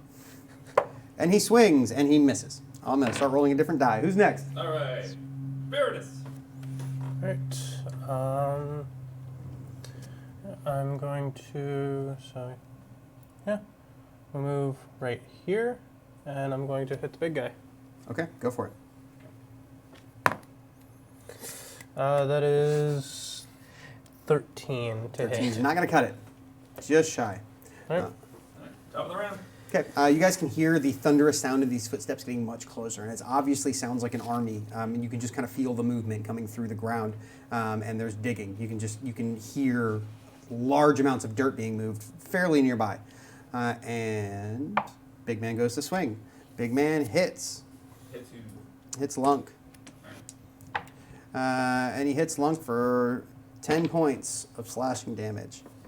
And then out of the obscuring mist for just a moment appears this guy. And he throws a dagger at Lunk. That is a cool mini. And he hits. Lunk rolls Constitution, and he fails, Poor Lunk. taking poison damage. A lot of damage, actually. 16 points of damage total for Lunk. And then you see the two of them get covered momentarily in holy light, and he goes back into the obscuring mist. Who's next? Oh, after them, Harley. I'm gonna do my old tried and true Eldritch Blast, Okay. and that is a 22 Okay. That hits. to the big man, and that is 7 points of damage. Okay. Who's next? Pario. I'm not going to move the sphere. I'm just going to keep concentrating on it. Dex save for 14 on Big Dude. Oh yeah, he should have done that on his turn. So, my mistake. He failed. Full damage. Roll it. Yay! Oh, nice. Double sixes, Wow. 12 fire damage. Okay. He's taking quite a bit of damage. And that was a bonus action, right? It's a bonus action to move it. But yeah, you didn't even have to do anything then. You get your action. I'm going to defense or dodge action. Okay. Okay, that's him. Lunk. Lunk swing. Lunk miss. Poor Lunk. Lunk. Okay. There it is. All right. I believe I should be able to do this. I'll hold my glaive in one hand, draw out the battle axe, Okay. and I'm going to move right here and attempt to hit the big guy with the battle axe. Okay. Yeah, you can do that. And when I do, I'm going to say, I'd like to ask you a question. For 19 on the die to hit, or 19 total to hit. Yeah, that hits. So I believe battle axe is a D10, right? This one is a D6. D6. Yeah. Okay. D10 is a great axe. if I remember correctly. For 6 points of damage. Is that including your strength modifier? Yes. Okay, so 6 total. Okay. All right, 5 minutes remaining. Oh, God. Who's up? Maybe you All want right, top of the round, them. Okay. Harley, maybe He goes back at you with his own great sword. That definitely hits, and he rolls 12 points of slashing damage. maybe you want to play Renan. I believe that means Veritas drops.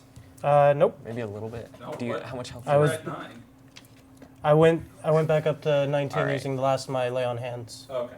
Oh, go use Okay. Fairy Fire. I'll And then a No. dagger Yeah, appears sorry. out of the mist.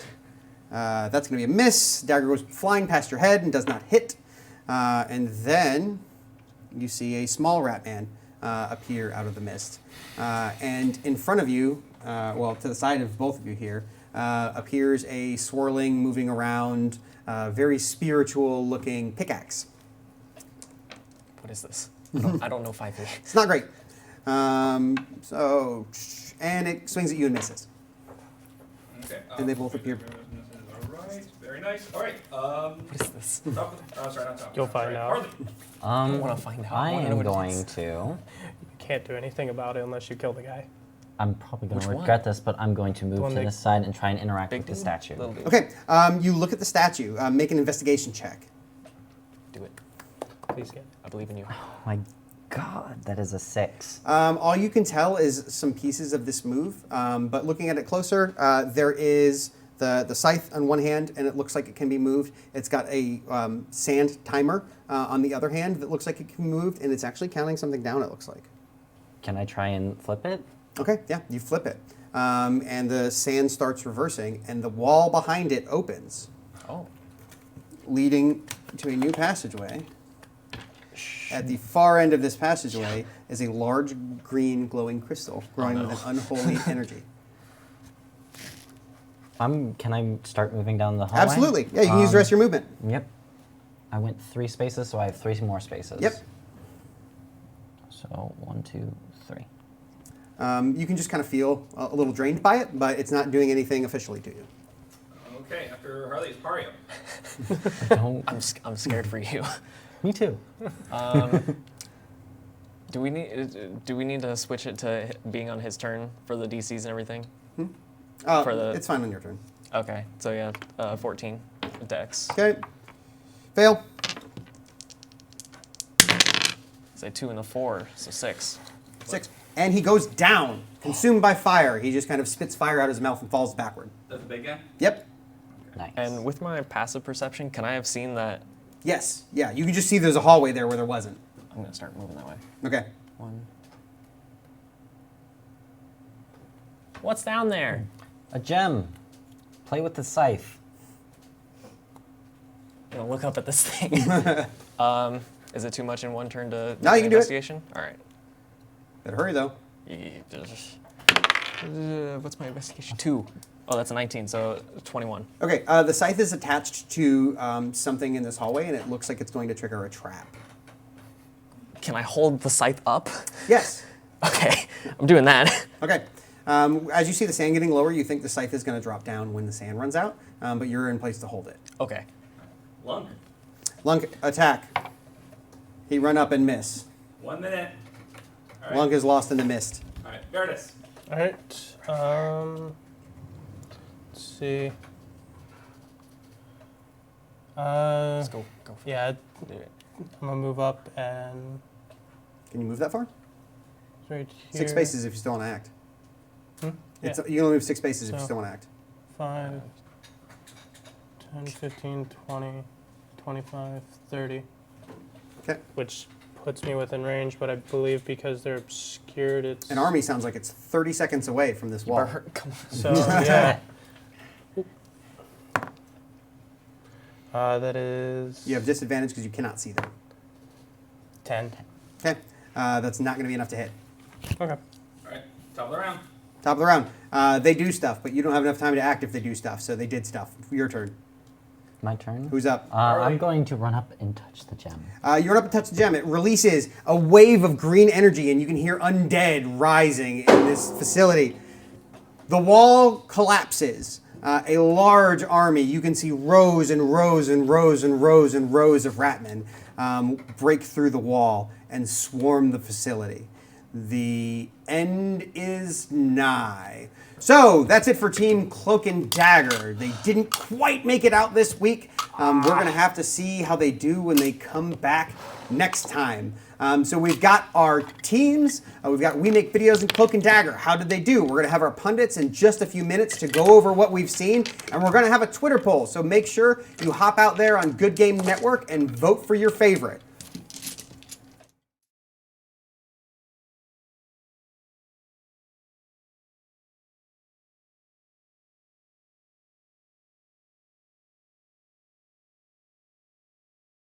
Gone that way?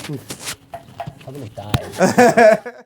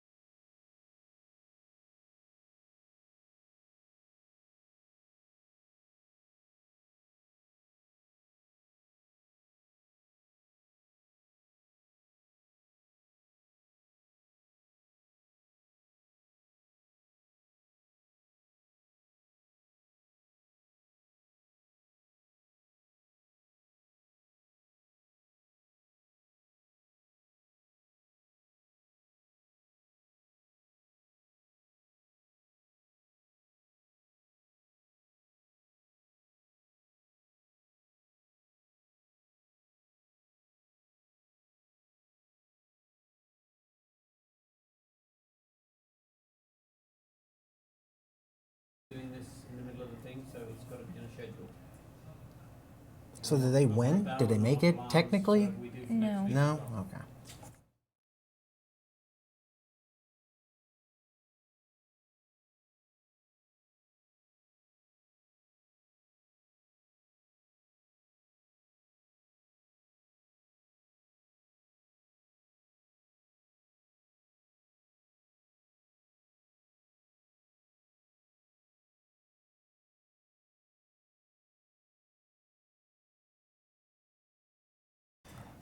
Welcome back to competitive RPG on Table Wars. We are your casters using our verbal components to cast a spell of our show's breakdown. I'm the Loneliest Wolf by choice.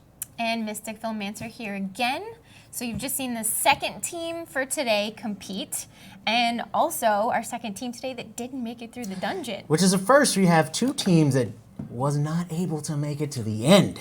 They were close though. They were a lot closer. So they were very A lot close. The hall was right there. Mm-hmm. That was the way out. and they just couldn't get. I guess they couldn't get the idea that like maybe we should all just push forward, ignore the enemies and stuff like that, because that might have actually allowed them to complete the dungeon. Right. So I gotta say that it was a lot slower of a startup than we are. What's the other team? We Make Visuals. We Make Visuals. Excuse me. It was a lot slower of a start. A lot worse rolls. What do you think? Yeah, well, I will say the first time they played, the rolls were not on Josh's side, but today he had the better rolls. So finally the dice were on Josh's side, but for the rest of his team, not so much. You can tell that without having Emmett here, it was a little bit more rough for them, a little bit more disarrayed, and Lunk was. He was helping. He was helping. His Lunk was being a lunkhead, some would say, and it wasn't good for him. A lot of the rolls were really bad for him, missing a lot of attacks for them, so it wasn't helping them. They themselves were rolling really low as well, which was not helping them. Just for the first section alone, it took them almost the entire first half just to get through the zombies and everything, which was like, that's really, really slow, really slow. Yes. I am actually interested to see how they're going to compensate for that for the next time that they actually play, and who's actually going to win this between We Do Visuals as well as Cloak and Dagger. So, what do you think? Well, coming back to Emmett, who wasn't here today, our poll is up at Good Game Network on Twitter. So go over there. Our poll is down between the one-liner in we make visuals. We Make Visuals. Sorry, we'll get that right. We Make Visuals. You may have heard the walls have ears, but these have anger issues. These have anger issues. I was like, that's I'll give a clap for that one. So it's between that and Cloak and Dagger's use of friend on the old guy. They really like using that friend. Yeah. I mean, it's been very useful for them. I mean, through each one of the times they've run through a dungeon. So I can see it more in the future. I can sense it with my mighty magic. I'm a seer. It will become a trend. Oh, yeah. A friend trend. Oh, yeah. So definitely check out. That's on our Twitter, right? Yes, that's on our Twitter. So go vote now. The first time we had this poll, it was so close. Your decision decided who won. Who do you think won this time? Oh my goodness, this is hard. Yeah, this was really close. I mean, for role-playing aspect, I got to say Cloak and Dagger was really like putting in the most work. When it came to combat and roles, I got to give it to We Do Designs. Or We Create Designs? We Make Visuals. We Make Visuals. I'm going to get it right. I'm just going to call it like multiple things. So yeah, that's it. It's okay. That's correct. Yeah, I think we'll get the numbers, but I think the first team did more damage. Yeah. So Lunk was killing people for Cloak and Dagger, though. So I mean, there is that. If we count Lunk, which we will, of course, Lunk is playing for them. He'll be in there. There just wasn't a whole lot of role playing I didn't see on either side. So this will be interesting. Usually it's down between role playing and the sheer numbers and the amount of damage that's done. But this week they're on the same kind of level there. So I might have to say the edge might go to We Make Visuals. I think just because they did better in rolling, better in combat, both sides weren't really good for their role-playing aspect. But Yeah, I'm I'm kind thinking of it's gonna go. The edge is gonna go to them. I'm kind of leaning that way as well. But coming up next is the results. So stick around. Make sure you go vote on our Twitter at Good Game Network. Let us know who you like the best.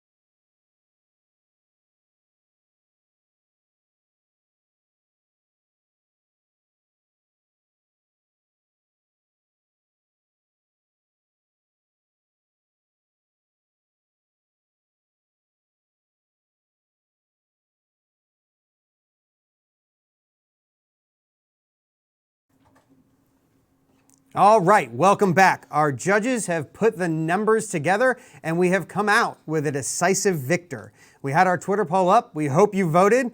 We had to see who had the better lines. We had a use of a great one-liner with our walls having anger issues and a great use of a low-level spell for a role-play encounter. But we did have a winner of the poll. The walls have anger issues won our Twitter poll. And the match was still very close.